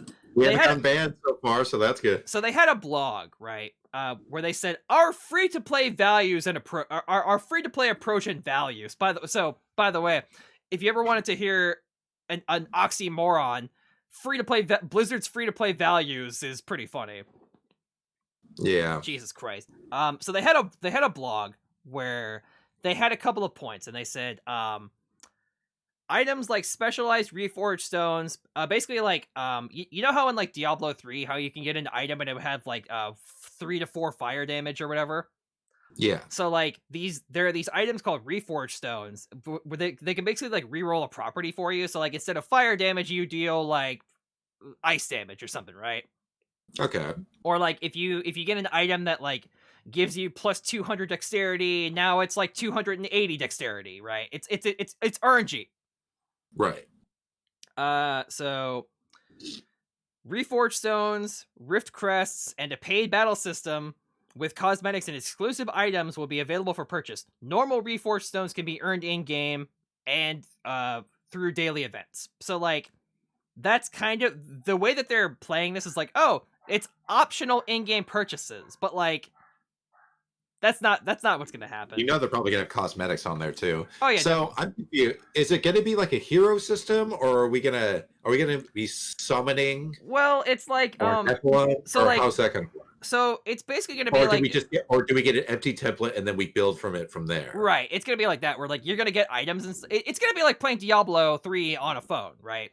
You're gonna have it. You're gonna build a character. You're gonna go out and kill some stuff. You're gonna get some loot. You're gonna get better loot, and you're gonna get stronger, and yada yada yada yada yada. Bigger, faster. Hang on, I want to check something out real quick. But so here's the thing. Here's the kicker, and the one thing that, like, I can't. So they're introducing a player marketplace into Diablo Immortal. No. But here's the thing.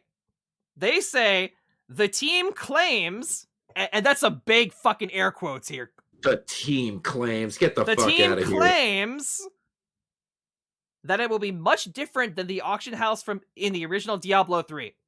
You will be unable. You will be unable to buy gear.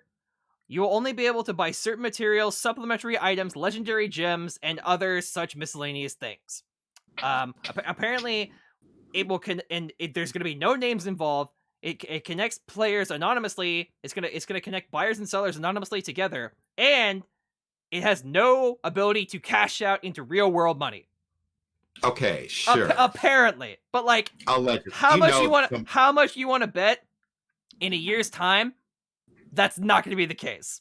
No, it's definitely not going to be. They're going to break that shit. They're going to break that shit day fucking one. They're going to break that shit within a week. It's going to be within a week. I guarantee you, it's going to be. They're going to have the ability to cash out at some point. Did you know some fucking Chinese or whatever, like just people just farming for gold and items, and then they're going to sell accounts. Yep. Oh, definitely. Without a doubt. Yeah. But anyway, like, Blizzard, you know this. You've dealt with this before. They're gonna fuck your shit up. So they're claiming that it's going to be free to play with optional purchases. Okay, but and that new characters and new content will not cost anything. I'm calling it here and now. I guarantee you. I fucking guarantee you that when a new class comes out, or like when a new character class comes out, it's going to cost. It's going to cost real world money. I guarantee fucking you. Oh yes, I guarantee you. I fucking guarantee you that they're going to charge for it. They're saying right now that they're not. They're going to do it. I don't believe. Oh yeah, they're going to do it. It's not a matter of if. It's a matter of when. Honestly, and like the game just looks like fine. I've seen the gameplay of it. It looks like Diablo 3, and like I already kind of don't like how Diablo 3 looks. Especially since like with their track record for opening stuff, or like for just like the first few launches of a game, at least the past couple of times, it's gonna be buggy. This shit's gonna be so unbalanced and broken, and like people are just gonna find exploits, and then it's gonna run rampant for a couple months, and then it's gonna get fixed. If Diablo Immortal was smart, if the dev team behind Diablo Immortal was smart, they would go the route of Genshin Impact. They would have a simultaneous PC and mobile release. Yeah. Why are they only doing just mobile? Okay, like, I understand that, like, if Genshin Impact came out and it was only a mobile game, like, I would actually kind of understand that because, like, most people have, like, there's no legacy with Genshin Impact, right? Like, nobody's ever played Genshin Impact on the PC before. But, like, no. How are you going to sell to a primarily PC gaming audience an entry in a franchise that you need a mobile phone to play? Like, this game's gonna be, by the way, people are gonna emulate this all the fucking time. Like, it's gonna be emulated in BlueStacks, like, fucking immediately, right? So there's gonna be people playing it on Twitch, like, day one. Oh yeah, absolutely. Are you gonna play it on Twitch? No, I'm not gonna play the game at all. Fuck that. Good lad. I might play it just out of like morbid curiosity. Just for shits and giggles. Maybe, but like, dude, just no. Like, just no. This all sounds like a fucking clusterfuck. And by the way, so I'm gonna call it because I said this in a previous episode that's now lost to the sands of time. When Diablo 4 comes out, I guarantee you that on day one of launch, like the official launch day one DLC.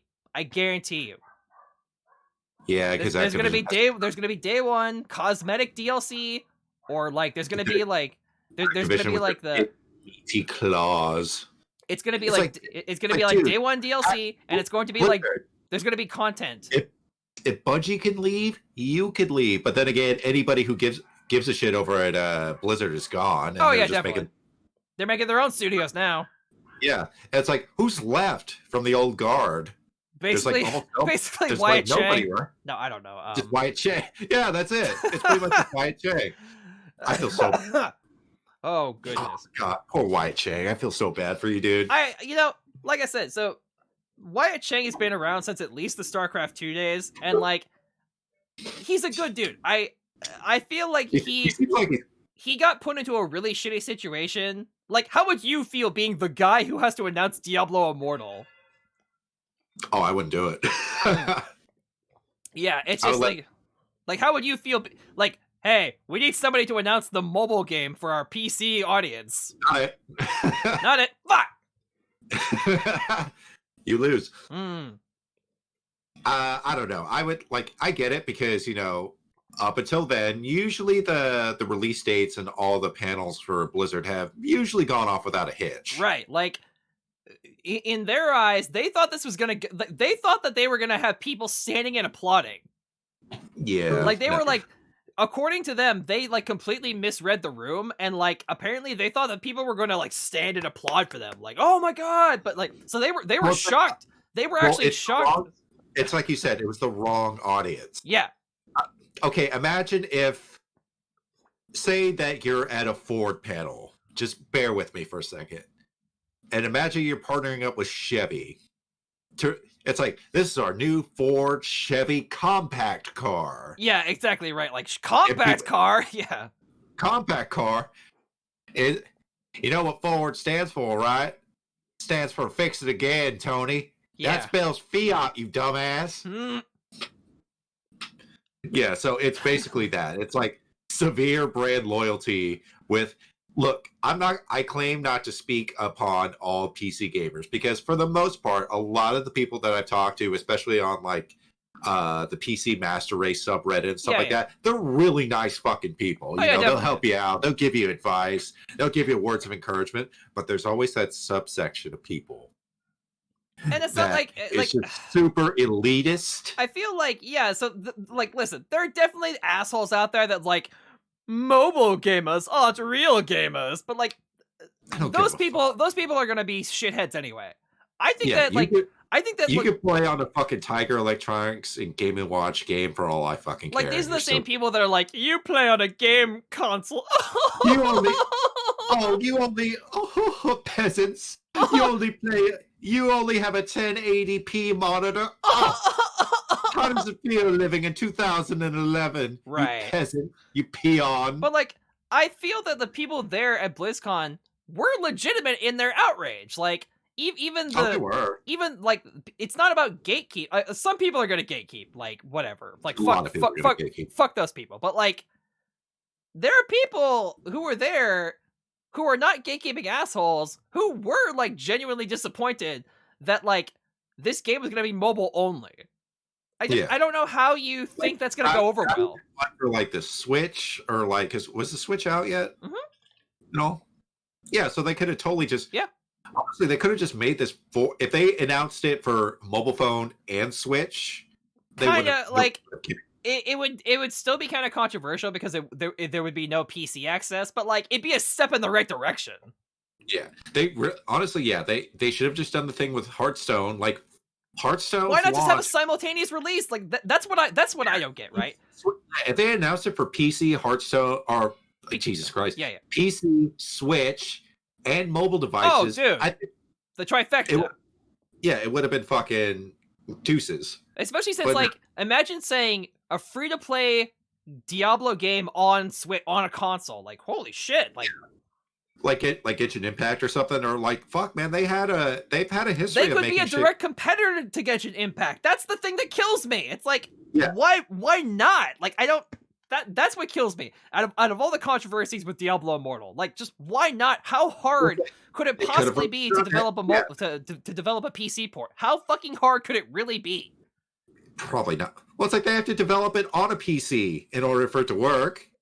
And I mean, it's mostly a reskin of some other Tencent game, but like, how hard could it?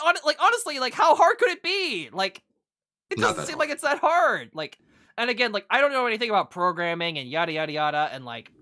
But like, you have to develop it on a PC anyway. Just release it on PC, like, and then have the monetization be open on both the PC version and the mobile version.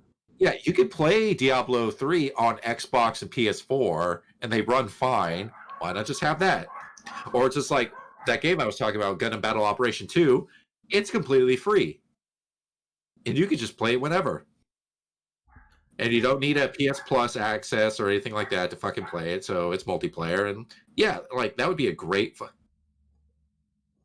Oh, sorry. Everything okay? Oh yeah, sorry. I was just my dogs were barking in the background, and I muted my mic to say shut up. Yeah. Yeah, sorry about that. That's okay. Surprisingly, I've had no cats so far. I fed them before I did the podcast, so they're not going to be crawling. But anyway, it is what it is. I'm calling it now ahead of time. This game is gonna fucking be a shit show when it comes out. I guarantee you. There's going to be farming. There's going to be like weird glitches. There's going to be some way. There's going to be people exploiting. There's going to be people exploiting the marketplace, whether Blizzard wants them to or not. Yeah, well, it's like you're going to have those weird power gamers that like, how do I break this game without? Oh yeah, definitely. How can I fuck up this person's game? Anyway, I wish them all the best, but like, if you're interested in applying for the alpha, there you can register for the alpha if that's your thing. Whatever, let people do what they want to do. Sure. Let them how they want to spend their time. You guys do your stuff. Okay, so here's a couple of small things before we get into the discussion topic. Yay! Okay, so this in news that only Patrick cares about, Kaiji the Ultimate Gambler, one of the greatest anime of all time. It's pretty good. I'm not even gonna dignify that with a response. I like Kaiji the Ultimate Gambler. I'm just kidding. Anyway, Kaiji the Ultimate Gambler, which was in license hell for a long time, is going to be officially released in English from Sentai Filmworks. Yay! Ooh. Is there an English dub for Kaiji? I don't think there's been one produced. That brings up an interesting question though. Will they dub it? I hope they do. That would be fun. I hope they do. I hope they get like the guys that did the Konosuba dub. Honestly though, if they just if they just released the DVDs Japanese sub with English subs. Listen, I've watched the Japanese dub so many times. I'm totally down. I don't even give a shit. Who would you want to play Kaiji? It would be a terrible fit for the character. What is that guy? Crispin Freeman? Is that his name? Yeah. The guy who sounds like, hey, I sound kind of like slimy and kind of like that guy. I'm going the exact opposite. I want our boy Bryce Papenbrook to play Kaiji. I think his voice isn't deep enough because like Kaiji is supposed to be like 24, 25 years old, and I feel like Bryce kind of is a master of playing those like teenage boy characters. I know, but like I want him solely for who was the guy who played Kazuma from the Konosuba dub? That'd be a good fit. That'd be a good fit.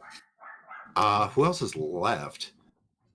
But like, yeah, I'm excited. The reason why I picked Bryce is because like I know Bryce can do a very whiny voice really well. Oh yeah, so Kaiji has two things about it. So Kaiji has two characteristics.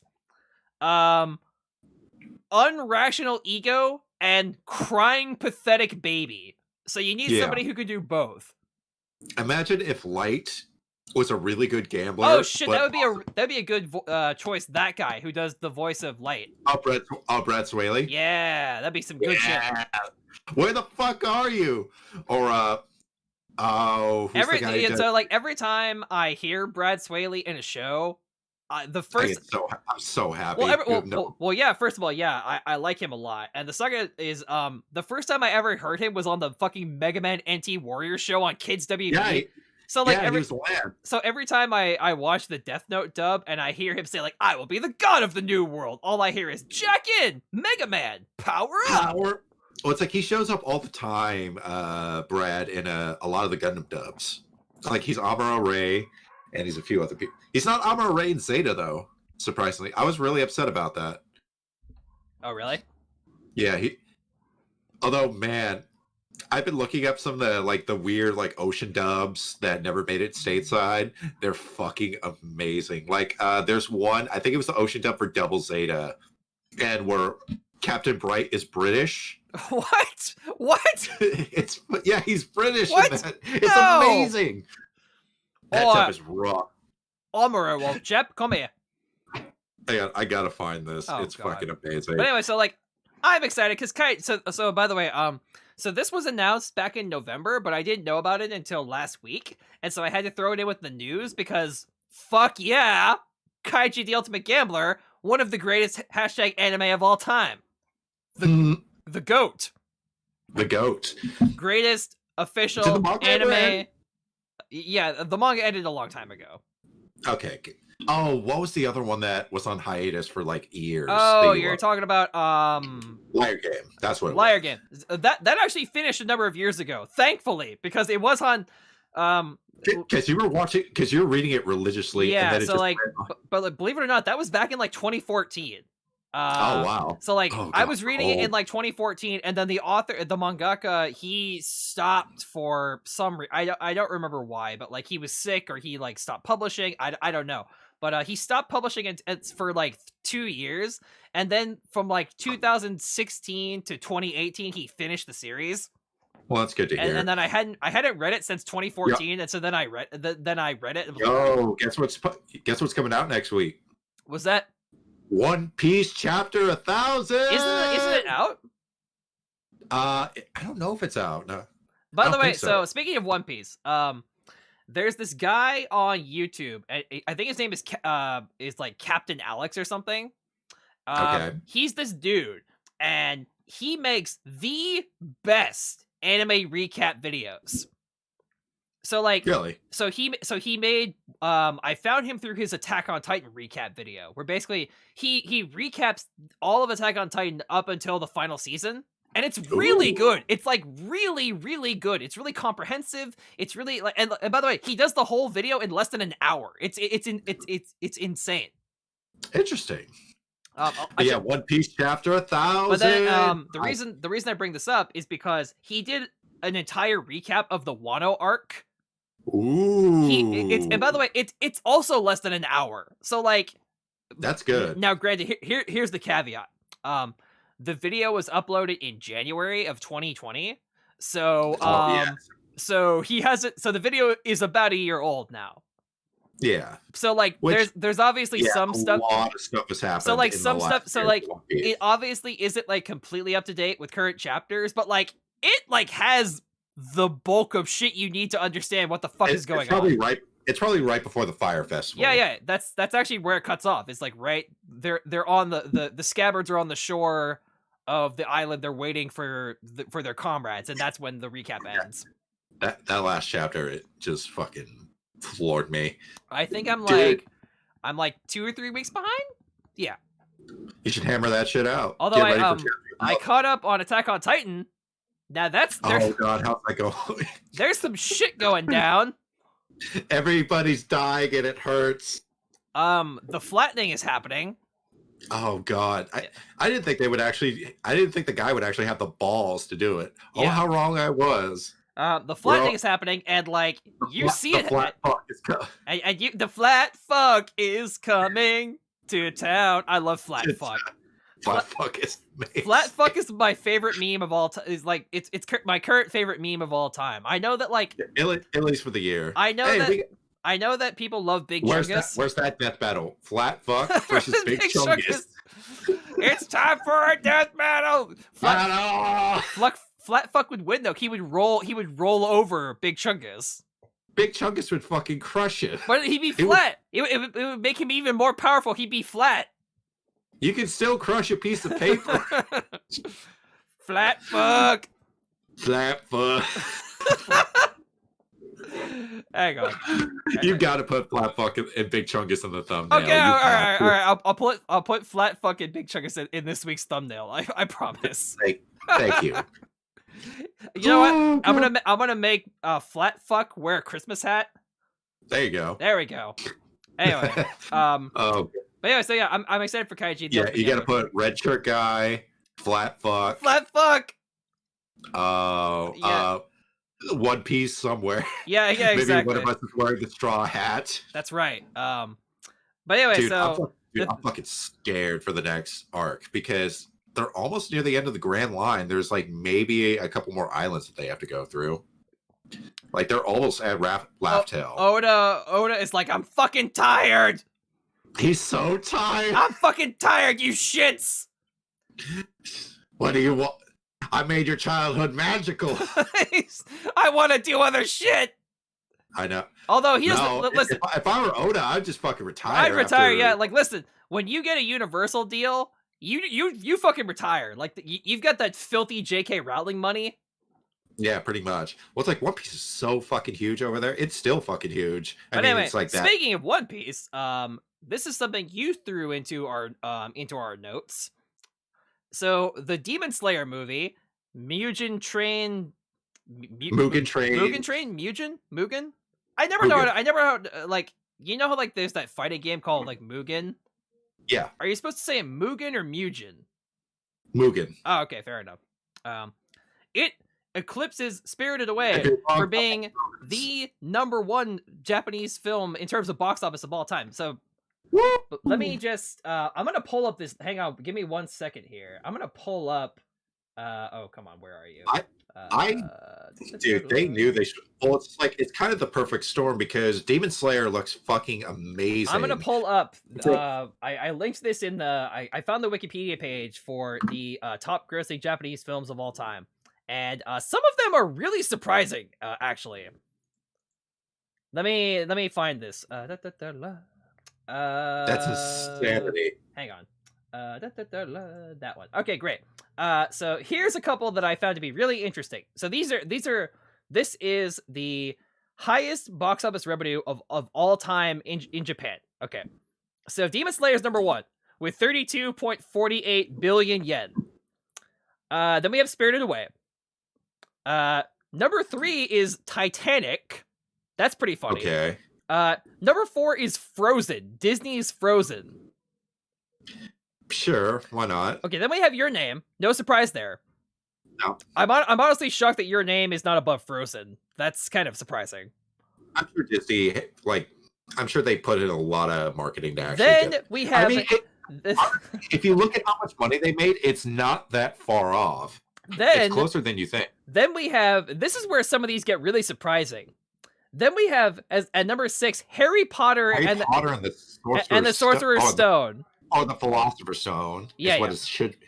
Right. And then we have like Princess Mononoke, House Moving Castle, something called Bayside Shakedown. Bayside Shakedown 2. I have no idea what that is. Okay. I have no idea what that is either. So then we go to like Harry Potter and the Chamber of Secrets. Okay. The one that surprises me is Ponyo. I love Ponyo. No, it's not that I don't love Ponyo. It's just that, like, did people love Ponyo? I like Ponyo. Did people love Ponyo, though? I love Ponyo, yeah.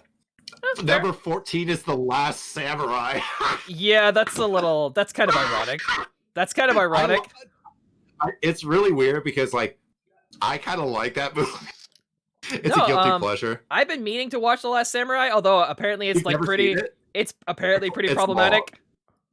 It's kind of problematic, but I kind of don't like white savior stories like that and like Dances with Wolves, but like I love how there's a 3-way tie for number 15.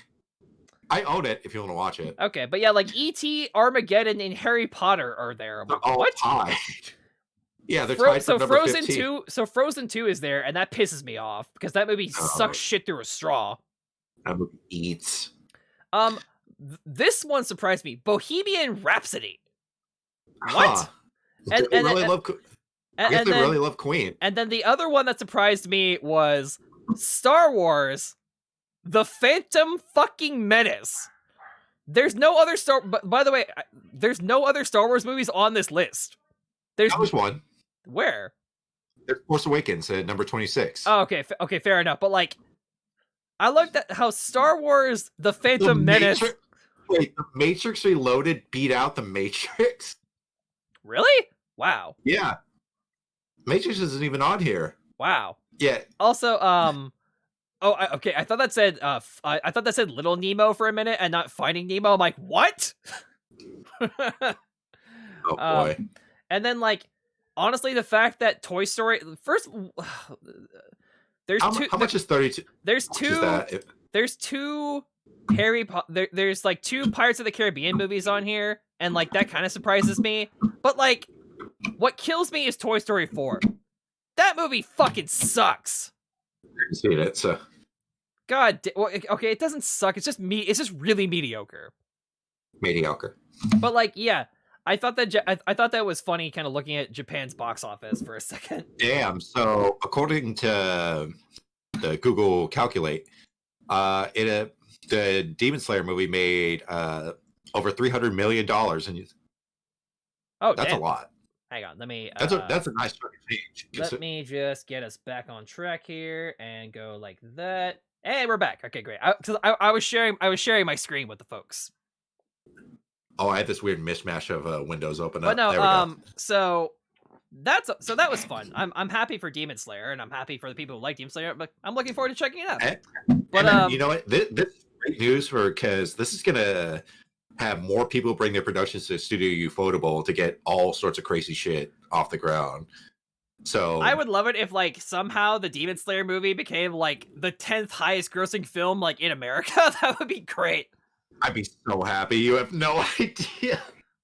Just to have an anime movie up there, it gets nominated for and like best animated you posted. feature. I didn't even know about this until you posted it earlier today. Apparently, Creed 3 is happening. Oh yeah, they just announced it today. That's insane. I love Creed. Yes, he's directing it. Michael B. Jordan. Yay! Our boy Jordan. Let's go. Okay, so now,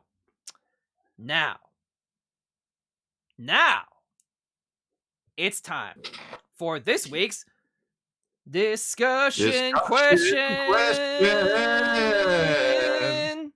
That was so natural. That was so natural. I know, right? Discuss. Natch. We did it. Now discuss among yourselves. Okay, so the last couple of weeks I've been playing more games than I've been watching like shows on Netflix. I've been watching so much TV. So one show that I've been catching up with and watching for the first time. I've always been really curious about this show. It's called Psyche K, and it's yeah, you were telling me about that. So like, imagine Mob Psycho 100 if the show was just a comedy. It kind of reminds me of if it just leaned in to being a comedy. It kind of sounds like Mob Psycho 100 mixed with Gintama, and you just smashed them together. Yeah. By the way, it's funny because there's actually like the show breaks the fourth wall a lot. So like the characters from Gintama actually show up on Psyche K sometimes. Oh really? Oh, that's awesome. I think it's one of those deals where like the two manga artists are friends in real life, and so like sometimes he'll like show up and vice versa. God, my hair so is cool. Stupid. Hang on, I gotta do something real quick. My fucking hair is being all over the place. I'm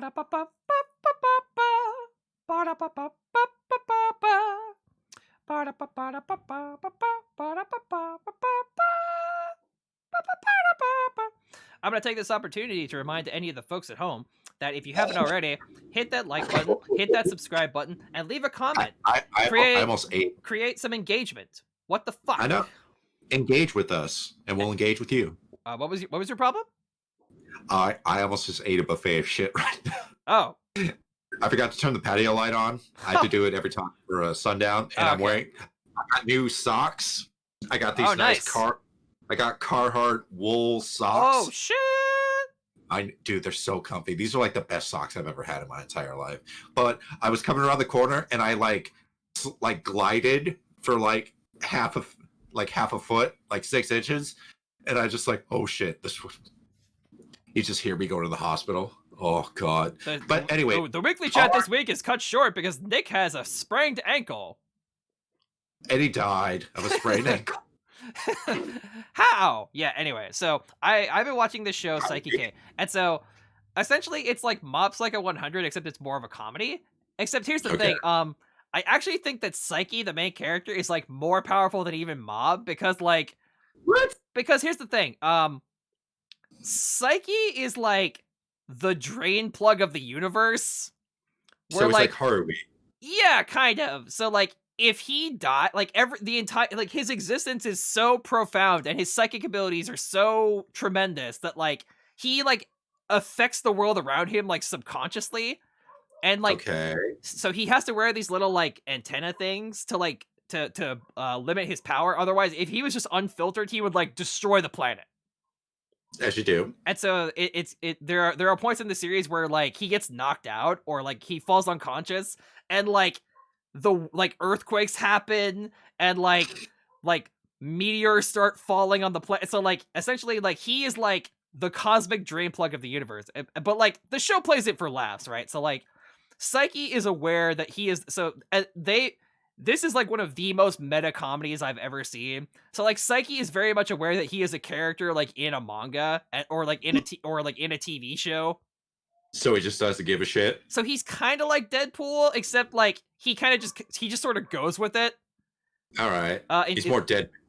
Yeah. He's more deadpan than Deadpool. But like, That's so what I'm getting to for the discussion question is that like Psyche pokes fun at, so it's, in addition to being a really funny comedy, it's kind of, it loves to satirize and dunk on anime cliches. So like, for example, there's an episode where they have to figure out what to do for the cultural festival. And so like Psyche goes to the beach episode. There's one of those too. Oh boy. Except their version of it is an island getaway. There's an island. That's always fun. There's a school trip episode, and like, oh no, will they go into the hot springs, and will the perverted boy main characters go and like try to see the girls naked? Who knows? Like, yeah. Except so stupid shit like that. So like, except here's the thing: the Psyche K takes these episodes, and Psyche is the main character.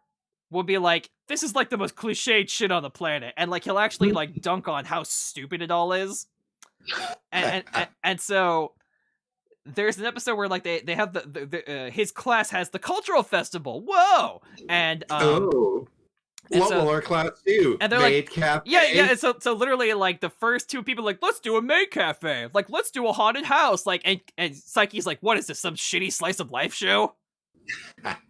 And so It got me to thinking about anime cliches. So here's my question to you. Are we sick of anime cliches? Are certain cliches seen in series such as slice of life shows, we talked about the beach episode, the hot spring episode, the cultural festival episode, the summer festival episode, and so on. Are these tropes getting repetitive in modern anime, or are they essential to maintain the culture and the tradition of the genre? And then follow-up question. Likewise, are cliches in shonen anime, tournament arcs, rivalries, the hungry main character, the perverted character, are they also getting old, or are they also essential to the culture or of maintaining this animation tradition? Discuss. Well, I think we should start off with the cliches that we don't like. Like, what's one, for example, that you can't stand? I'm really fucking tired of, like, the hot springs cliche, where, like, oh, the boy main characters go into the boys' side of the hot springs, and the girls go into, like, the girls' side. And there's always, like, two of the guy characters who are like, we gotta get over the wall. It is almost always two, isn't it? It's always... We got a guy... Like there's either the annoying sidekick or it's the or like some perverted asshole. It's like somebody from the boy group that, you know, it's not a main character. It's always like a comic relief character. Yeah. So like I hate that cliche with a fiery passion where like, so two of the guys are like, let's look at the girls, and then the other guys are like, this is fucking stupid, I'm not gonna do this. Yeah, they don't try to stop. There's always one lawful good boy who's like, you guys can't do that. Yeah. And then like, but they don't try to stop them. They're just like, they just yell at him. It's like, don't you do it. Don't you do it. I'm gonna do it. And then they do it, and then like a girl will throw like she'll throw something at them, or one of the other boys will be like, stop that. Or like they'll look through a specific hole in the wall, and then one of the guys will get his eyes poked or something. Three Stooges. I kind of don't like that cliche. I'm kind of sick of every slice of life anime. It has to have a beach episode, or it has to have a fucking like a school trip episode. Mm-hmm. Like, it's not that I think it really depends on how you write that episode, though, because they could put us like, I really liked what they did with I like that. So listen, you're right. Sometimes if it's done well, like I really like the Baka and Test Beach episode. Like, that one's fantastic. Like it all depends on what series it's in and who's doing the writing. Well, right? it's either you stick with what you know or you try to break the mold. Right. And there are a few shows that have broken the mold. Like That Snafu show I was telling you about, my Right. Snafu romantic comedy episode, has some great, like, every episode that has like either like the beach episode or like the school trip episode, they're really, really good because they often like they put a spin on it, and it's And always like, very interesting. I understand that like the point of like the beach episode or like the cultural festival episode is like the author is like, I need to take the characters out of the school setting. How do I do that? Yeah. And like I get that, but like I feel like we've gone to the well so many times. Oh, the well's bone dry. Like we've gone But to the it's all fucking about adding a bucket of whatever it is Right. and pouring it back into the well. I That's feel something like different. there just has to be other ways to like get your characters to interact outside of school. Like there has to be, right? Or here's an idea. Maybe let's make less anime about like high school age kids and like make more anime about like college age kids. Like stuff like Tatami Galaxy and shit like Honey and Clover. Honey and Clover is a great show because it's about college kids, and like you never see that in anime. You never see that. Even Steins Gate had it. Yeah, like but like I'm talking about like more of like a traditional school No, setting. yeah. Yeah. Like, Yeah, that's true. Like in Steins Gate, all the characters in Steins Gate are like kind of eccentric.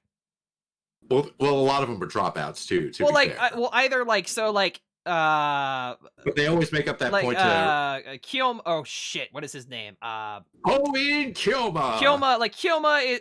Kyoma and like Christina. They're both like geniuses, right? They both have like 8,000 IQ. Yeah. Fucking Mizuru, whatever her name is, the red haired girl.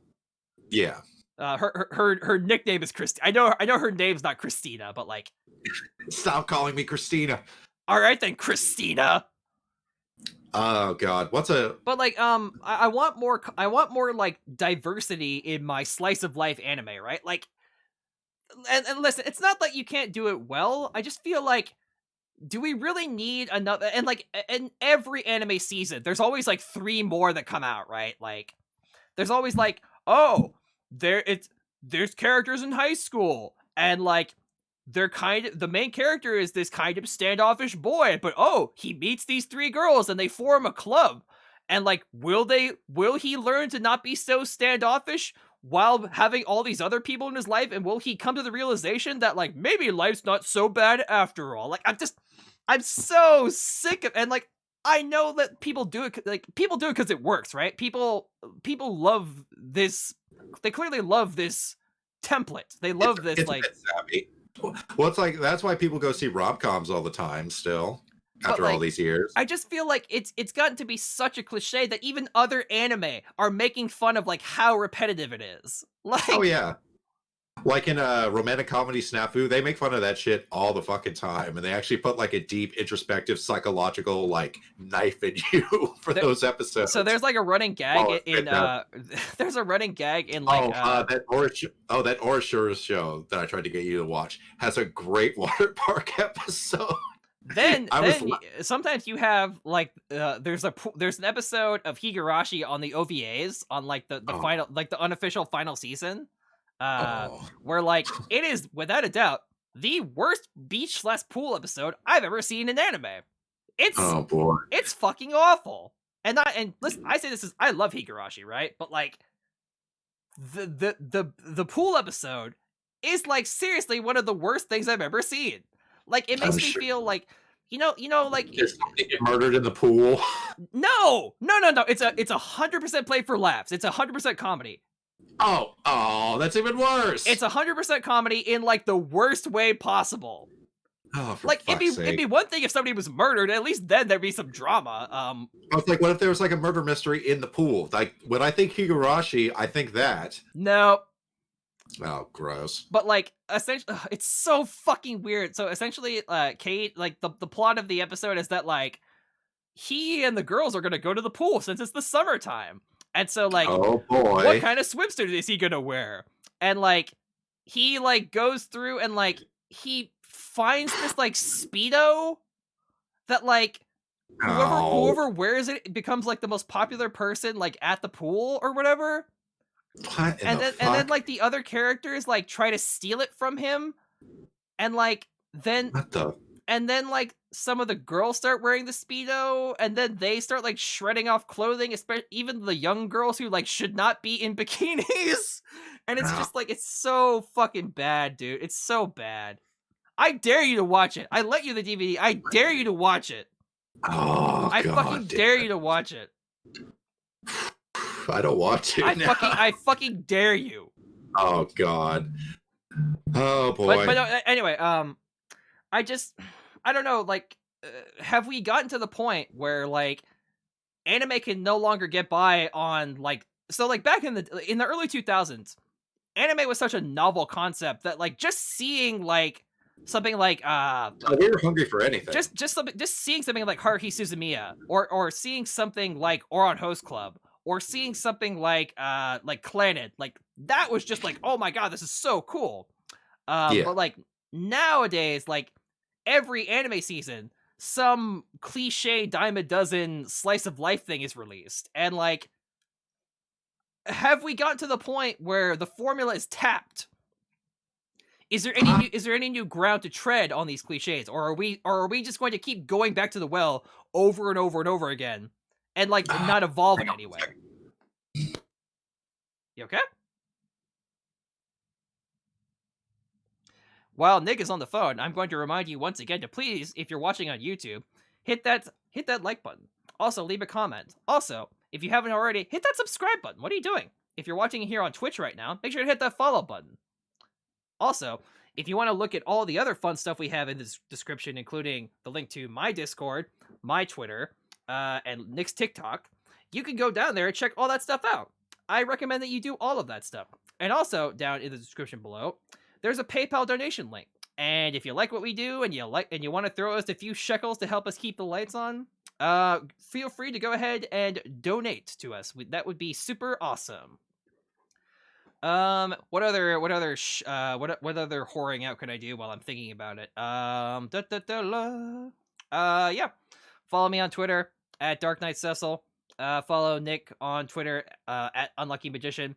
I post stuff about anime and video games and occasionally political stuff. If you're into that kind of thing. Sorry about that. Oh, no worries. While you were out, I was whoring out. Are you turning tricks again? I was telling them about our wonderful. Who's your pimp? I was. My pimp is Twitch.tv. And my pimp is YouTube.com/ the weekly chat with Nick and Pat. Oh, I thought it was still a pimp named Slickback. No, it's definitely YouTube.com/ the weekly chat with Nick and Pat. Oh boy. .com. Subscribe. By the way, please. if you want to find the link to the weekly chat with Nick and Pat, you can find that link in the description below. That's us. You can also follow me on Twitter, right? You can follow me on Twitter, you can follow Nick on Twitter, you can follow both of us on Twitch. That's a thing you can do. Anyway, back to the discussion. Yeah, I think you can definitely, like, I've seen, especially the last couple of years, where, like, I feel like a lot of mangakas and anime makers or artists, they realize that we've gone to the well way too many goddamn times. Right. So now they're going to start, they're kind of injecting their own ideas into it. Like, it's really hard to think of one, but like the Snafu episodes are great that cover those topics. I really like the My Hero school festival thing because that had another purpose. Well, like, yeah,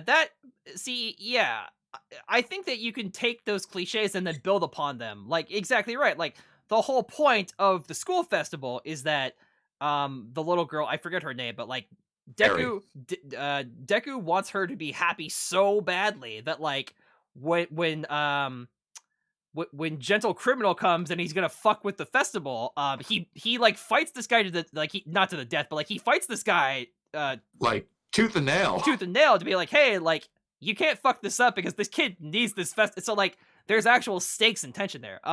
But like, okay, you know how you were asking me like what anime cliches I hate? You know what I can't fucking stand? What? So two of the main characters, or like two of the minor characters, will be walking on the street and they'll bump into somebody on the street and it'll be some thug ass punk, right? And he's like, hey, watch where you're going. You damaged my clothing. You're gonna have to pay for the dry cleaning. And then like the characters weird. the character's like, oh no, don't beat me up, and then the main character like punches them or whatever, right? Yeah. Like, okay, I get that like bullies are an actual problem in real life, but like anime bullies are like science fiction. Well, it's like they're like Stephen King bullies. How like Stephen King bullies are they're almost always serial killers. Yeah, like some of these people, like in certain show, like okay, in March Comes In Like a Lion, there's a whole fucking gigantic subplot involving there's this girl called Hinata, not from Haikyuu. There's a girl called Hinata that the main character is part of the main character's like family, and there's this whole entire fucking subplot that takes up like multiple episodes where like there's this girl at school and like all the girls in school are like being catty bitches, and they like beat the shit out of like they pick like one girl to like be like the victim, and they like beat the shit out of her, and they like steal all her shit, and they like write on her desk, and they like steal her lunch, and they make her life a living hell. They throw a bucket of water on her while she's in the bathroom, and like yeah.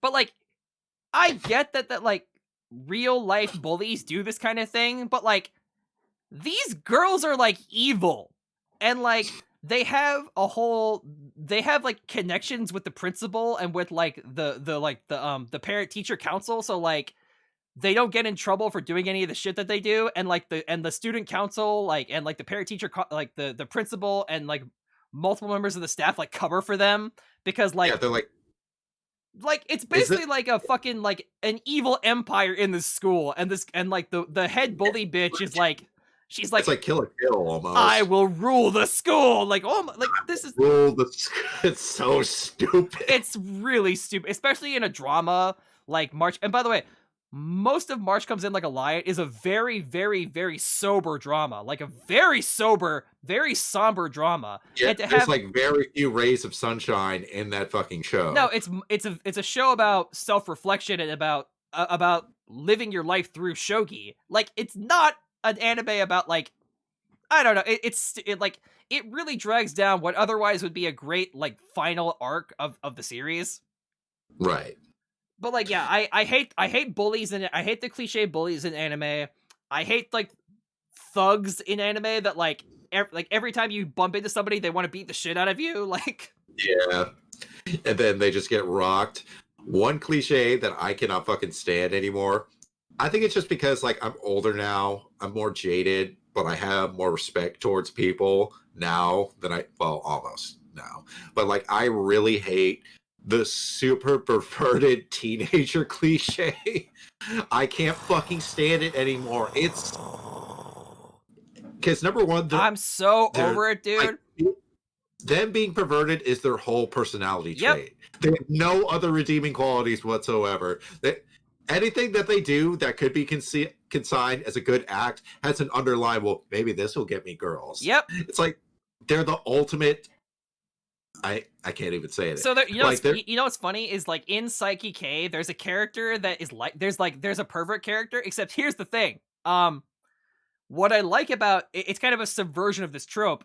So like at Psyche School, so there's there's a running gag where like every month they get a new transfer student. Like every month they like, oh, is that the new transfer student? And like it's like it happens multiple times during the series, to the point where even Psyche is like, how many transfer students are there? They're all from all over the world. And so one of the transfer students is this guy who is like a psychic, who is also a psychic, but like the only thing he can do is like talk to the dead. He's like Bruce Willis. He can like talk to the dead. Or Klaus from Umbrella Academy. Right. Basically the same kind of powers, except like he doesn't know how the fuck to use his powers. So like all he can do is like talk to like the ghosts of hobos and shit. And so like he's this pervert character. Except here's the thing: all of the other characters fucking hate him, and they fucking dump on him constantly, and I love it. Good. Like, they beat the shit out of him. Like, nobody likes him. Nobody respects him. Like, it's great. Well, that's good at least. I gotta watch the show now. Like, and he's like, "Ah, yes, it's me." And so like he uses ghosts to like It's like, get the fuck out of so here. like ghosts in the world of Psyche K can like they can look through your clothing. And so he uses them, he'll literally go up to a ghost and be like, "Hey, what color are that girl's panties?" And like even the ghosts are like, "Dude, shut the fuck up." Get the fuck out of here with that nonsense. even the ghosts are like, "What? Fuck you!" Like, it's like, that's personal information, my guy. I ain't telling you shit. and like he'll like bribe the ghosts because like one of the so like with what? So he develops What this. can you possibly bribe a ghost with? He develops this ability to like have the ghost temporarily like possess him. Oh dear. So like some of the ghosts are like, "Oh shit, I can like I can go hang out in the real world." So spoiler for Umbrella Academy season 2. But yeah, that's basically Klaus's power. Right. Oh boy. Like I want to go to McDonald's. I'm really sick of shonen protagonists that like their one character trait is that they eat a lot. I'm really sick of that trope. It like I get like it's funny the first couple times you see it. We're moving away from that now. Yeah. It's like what was like with Deku, or at least with Deku and like Tanjiro and stuff like that. Like, yeah, they eat, but it's like I have to eat meat or I will die. I honestly don't understand why people don't like Deku when he's actually one of the most refreshing shonen protagonists that we've had in fucking years. Who hates my green boy? There's a lot of people there are tons of dude. Go on Reddit sometime. There are tons of people who hate Deku. Oh, get the fuck out of here with that bullshit. There are tons of people, and I don't get it. I don't get it. Yeah, there's it's probably those fucking creepy like Bakugo like super fans. Yeah. And they just take their hate to the next level. I love my green boy. Fuck you, Midoriya. I don't eat shit and die. Here's what okay, I'm gonna say something controversial. Yeah. I hate the fact that people just skip over the fact that Bakugo was a full-fledged bully and they give him a free pass all the goddamn time. Everybody seems to forget that little fact. Granted, he's much better now as a character, but like even for seasons 1 and 2, he's a fucking asshole. So, what I actually like Bakugo as a character. And I like him now. I fucking hated him. The thing with Bakugo, yes, he's an asshole. And he makes no but not even a fun kind of asshole. No. Like he's a bully. He hates Deku with like a fiery passion. But like I feel like the root of his hatred is that like he kind of wants to be like he thinks he's deserving to be like to have all for one and to like be like he wants to be like he would never admit it because because Bakugo is so cool and he has to have a self-image, but like he wants to be the hero of justice. He wants to be All Might, right? Yeah. And so like when he sees Deku is kind of All Might's favorite, it like fucking pisses him off. And so he's like, that's what I want to be. Fuck you. And so like again, I'm not defending his behavior. Not like I hate him now as a character. No, but like that's what he used to be like. Like the only reason he's ever hated Deku, and like it's weird because I don't even think before Deku had a quirk, he still treated him like shit. Right, like because he had like this massive superiority complex. Oh, definitely for sure. I don't know. One of my favorite moments in My Hero Academia. Because he had... one of my favorite moments in now as a character. Okay, sorry, go ahead. I said, let me say this for clarity. I like him now as a character. I like where his character art's going. He's really grown on me as a character. There, I said it. Back in the day, I didn't like him as much, but now I do. One of my favorite moments in all of My Hero is when he wins the sports festival, and like and he's like, no, I don't want this. I didn't win this. Even All Might just like shut the fuck up and take the fucking trophy, you idiot. I will kick your ass, young Bakugo. Like I don't know. I get it that he's definitely like an asshole. I don't think he makes excuses for it though. I think he owns the fact that he's a petty, jealous. He owns the fact that he's a petty, jealous asshole, and he's always been a petty, jealous asshole. Yeah, but now I don't know. He's grown up a lot the past couple of seasons, and I really appreciate that. Sure. I I don't know, like, I understand a lot of people hating Bakugo, and I get it, especially in the beginning where he's just a fucking unrelenting piece of shit. I'll cope to that. Yeah. But like I don't But know. I think that then again, I think to me there's like people on the two extremes, right? You either hate Bakugo or you love Bakugo. I enjoy him. I don't love Bakugo. I think yeah. he acts as a good foil for Deku, but like I don't think that he's like the greatest. I don't think that he kind of works as like Deku's like ultimate rival. Maybe I don't know. If you read the manga right now, he's grown up a lot, and that's why I was like, okay, that's why I kind of say like, okay, I see it now. But like back in the day, when he was like literally just like doing some silent voice shit, just burning fucking Deku shit. Well, so back in the day, before the League of Villains like was as prominent as they are, Bakugo kind of served as the villain of the series when they were when they were training at school. Yeah. And so in my opinion, one of the best episodes of the series is during their exam where they have to have like the mock duel where like they have to like I forget the exact. They were like looking for the bomb. Or yeah, something, yeah. right? They have to like. There's like a villain team and a hero team, and like so basically Deku and Bakugo they have to have like a non-lethal fight basically. Like they have to like fight. Not with this one. No. And like when Deku beats Bakugo, it's this big moment. Like oh shit, like he beats Bakugo. Like fuck, like and like he's a villain at that point. Like and so it kind of acts as this great moment where like oh shit, like maybe Deku is like actually is getting stronger now. Yeah. What's a cliche that you love? That you just love to see. Okay, all right. In shonen anime, when there's like a minor villain character who is beaten by the hero, and then a big fucking evil villain comes and is like, and the former enemy is like, all right, I don't like you, but I guess we can join forces. We can work together. I love that shit. Case in point, like you got your Vegetas, your Piccolos. Hiei from Yu Yu Hakusho is he's my favorite example of this. Also Kurama, I guess. Yeah.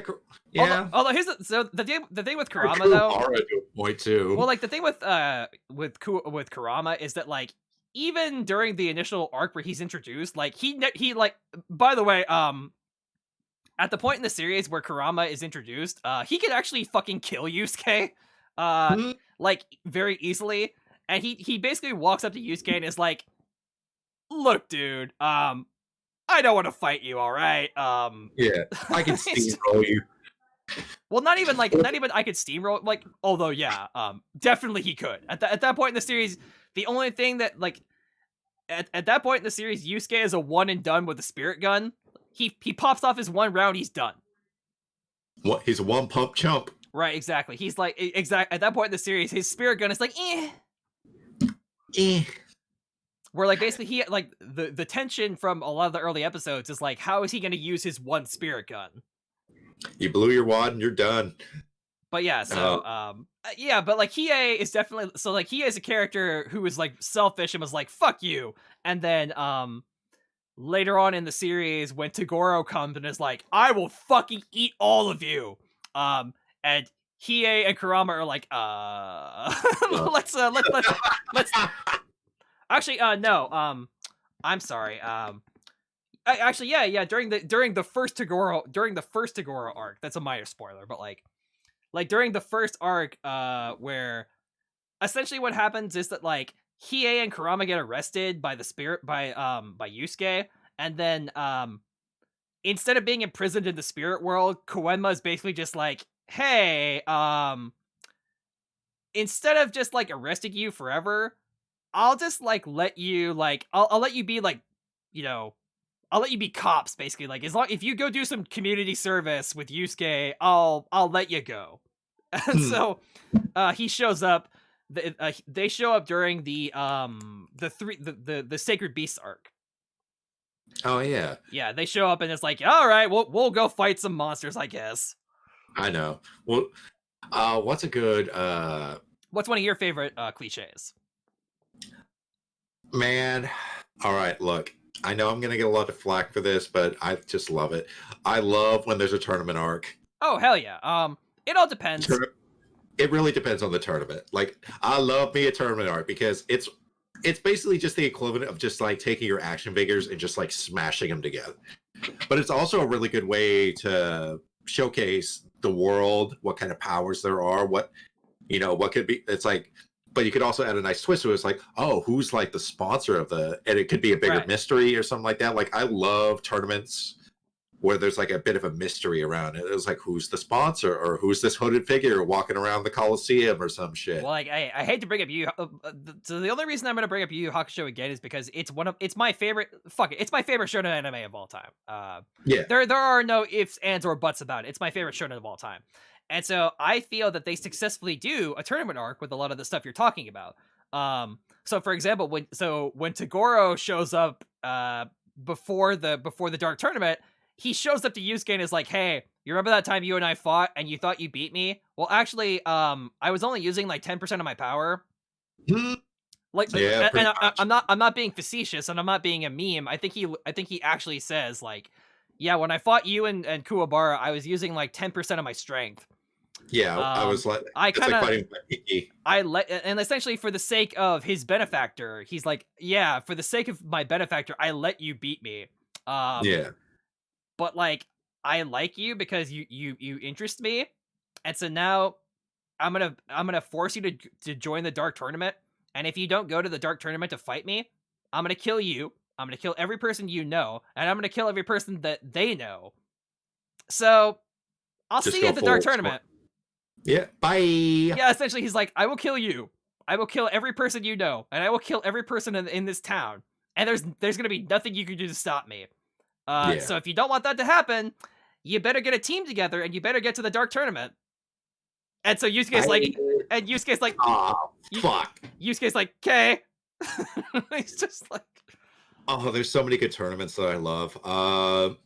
As much as I give this show shit, this is one of my favorite parts of the entire series was the Fairy Tail Grand Tournament fight, where it was like a Fairy Tail versus like, after they've been gone for like 3 years and they're kind of like the underdogs again. That was some good shit because the whole rest of the world thought Fairy Tail was dead, and that they were kind of like a hashtag, and they come back, like hashtag dead guild. Yeah, well, it's like literally dead, and like all their fucking main hitters come back, and they're all just fucking swinging big, and I'm just like, oh yes. And there was a great mystery around that too, about like there was a hooded figure that was going around, like there was some shit going on behind the scenes and shit. Oh, it was fantastic. What was up with that fucking scene for, like, you know how there was that Sabertooth Guild or whatever they were called? Yep. There was that scene where their summoner lost a one-on-one match or something. And so, like, they're like, "We're going to strip you naked in front of everybody and we're going to kick you out of the guild."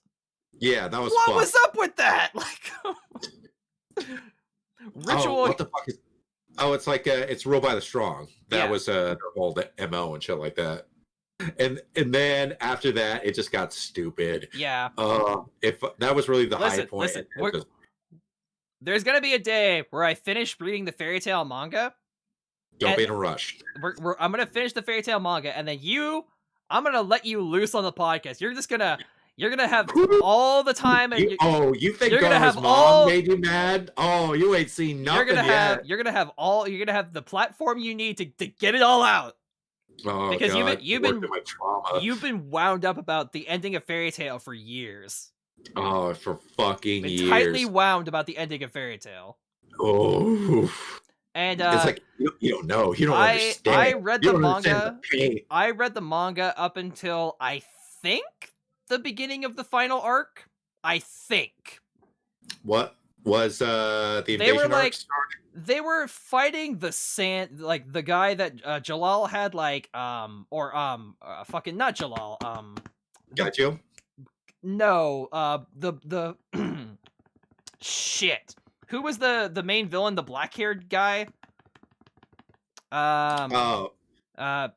Did he control metal? No, not Gajil. I'm talking about Zeref. Zeref, yeah. So like Zeref had like his like his like archbishops of death or whatever, and he had like these like the shields, yeah. and so like so they were fighting a dude that could like control a sandstorm, and so like that dude.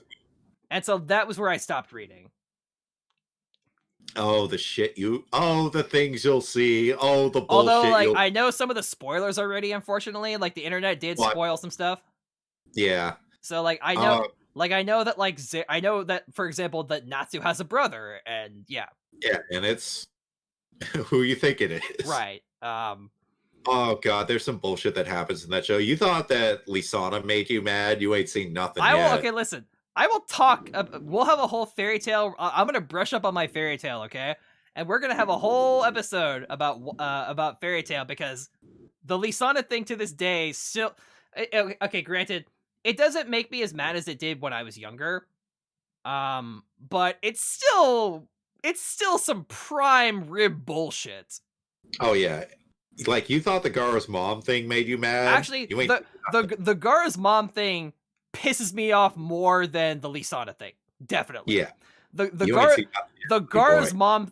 So like, at least the Lisana thing, and we'll get into this during the actual fairy tale episode. Like, at least that was more about like retcons and more about like trying to kind of cover their asses.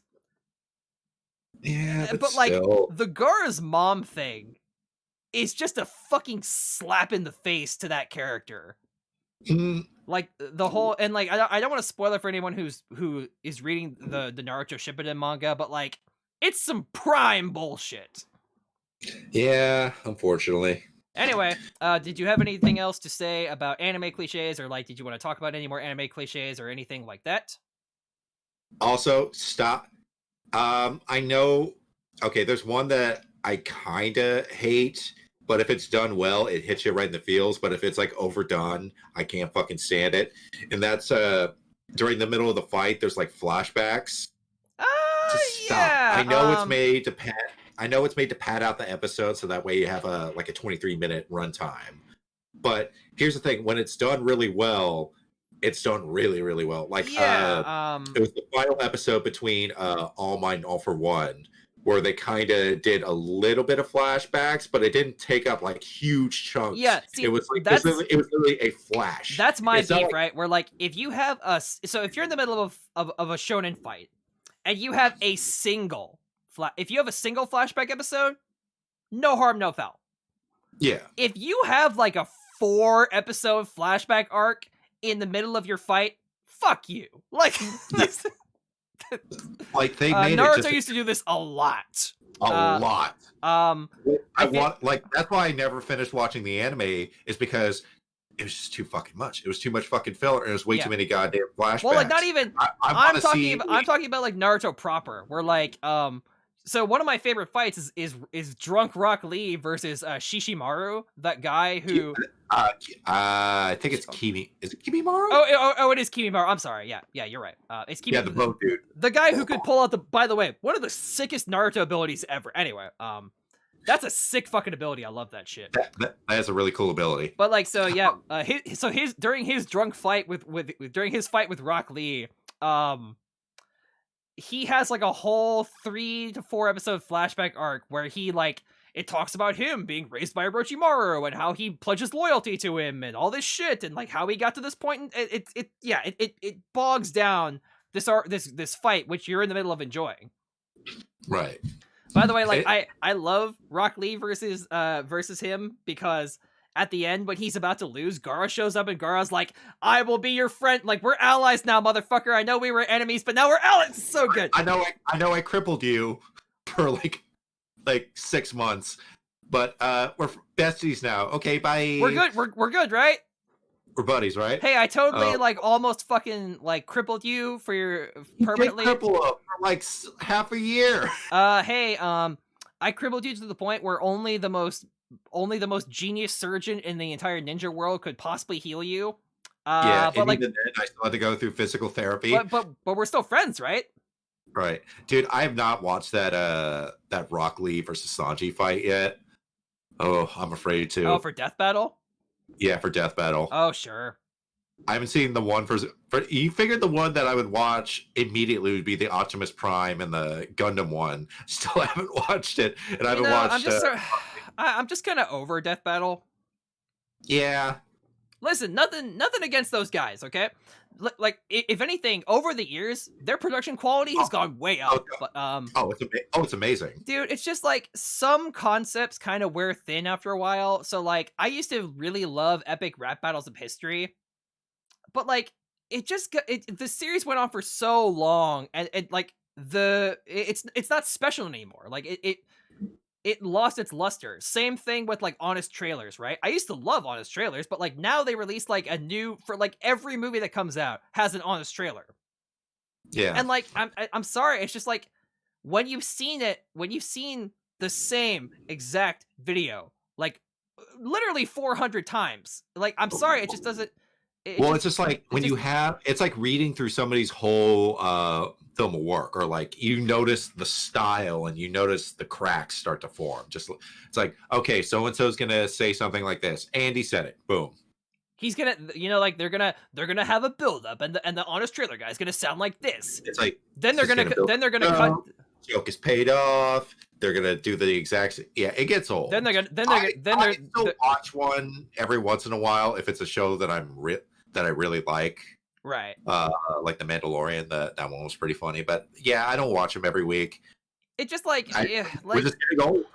Yeah, it's honestly, it's like I hate to make this comparison, but like it's almost like that early era of like Nostalgia Critic, where like literally every single reviewer did the exact same thing when reviewing something with a slight twist. Now, well, it's like now I hate to say that we've gotten old, but like I think it's a strength. No, I mean, I think people have adapted. Like I think people. We've adapted. So like, there's people like Lindsay Ellis and people who, like King K, where like they can do a whole video essay without bullshit skits. Like that, like some people, like I'm not saying that like some channels can pull skits off well, others cannot. Nope. And also even the ones that do can still go overboard. Jesus fucking Christ. Like listen, I've seen it. And it's not to say that you can't do skits, but Jesus Christ, sometimes I just want to watch you fucking talk about the piece of media. Please, I don't care about you dressing up as short. Just keep it really short. I don't care about you and your brother dressing up as ninjas and going into the forest and throwing fireballs at each other with bad After Effects. I just want to hear what you have to say about this video game. Yep. Well, I think that's a good place to end the show. I think that's a really good place to end the show. Be sure to subscribe, smash the bell, hit a like and comment on the YouTube. If you haven't already done so already, hit the like button. What are you even doing? Smash it. Just hit the like button. Hit the like button. Hit subscribe. Leave a comment. You were supposed to have done that literally 2 hours ago, but we forgive you. We forgive you. We forgive you. Your internet dads forgive you. We'll forgive you. This once. This once. We won't tell your mother about this, but you're on notice. You're on notice. If you're watching on Twitch, make sure to hit that follow button for me at twitch.tv/theobsidianman, and also twitch.tv Unlucky Magician 73? 76. 76, sorry. Thank you. That's all right. Make sure to, and if you have any questions, also, if you want to check us out, or if you want to send us a question for the show, be sure to check out our Twitters I'm at Dark Knight Cecil. And I'm at Camo234. Also, I started making TikToks again, so you can check me out at Nicholas Caldwell 31 on TikTok. If you're watching this on YouTube, in the description below, there's a link to Nick's TikTok already down there. Because past Patrick already knew about this. That's right. We're future-proofing ourselves. That's right. Anyway, folks, we had a good time tonight. Yeah, we did. We talked about Diablo Immortal and how it's probably going to suck eggs. We talked about anime cliches. Oh, come on. No.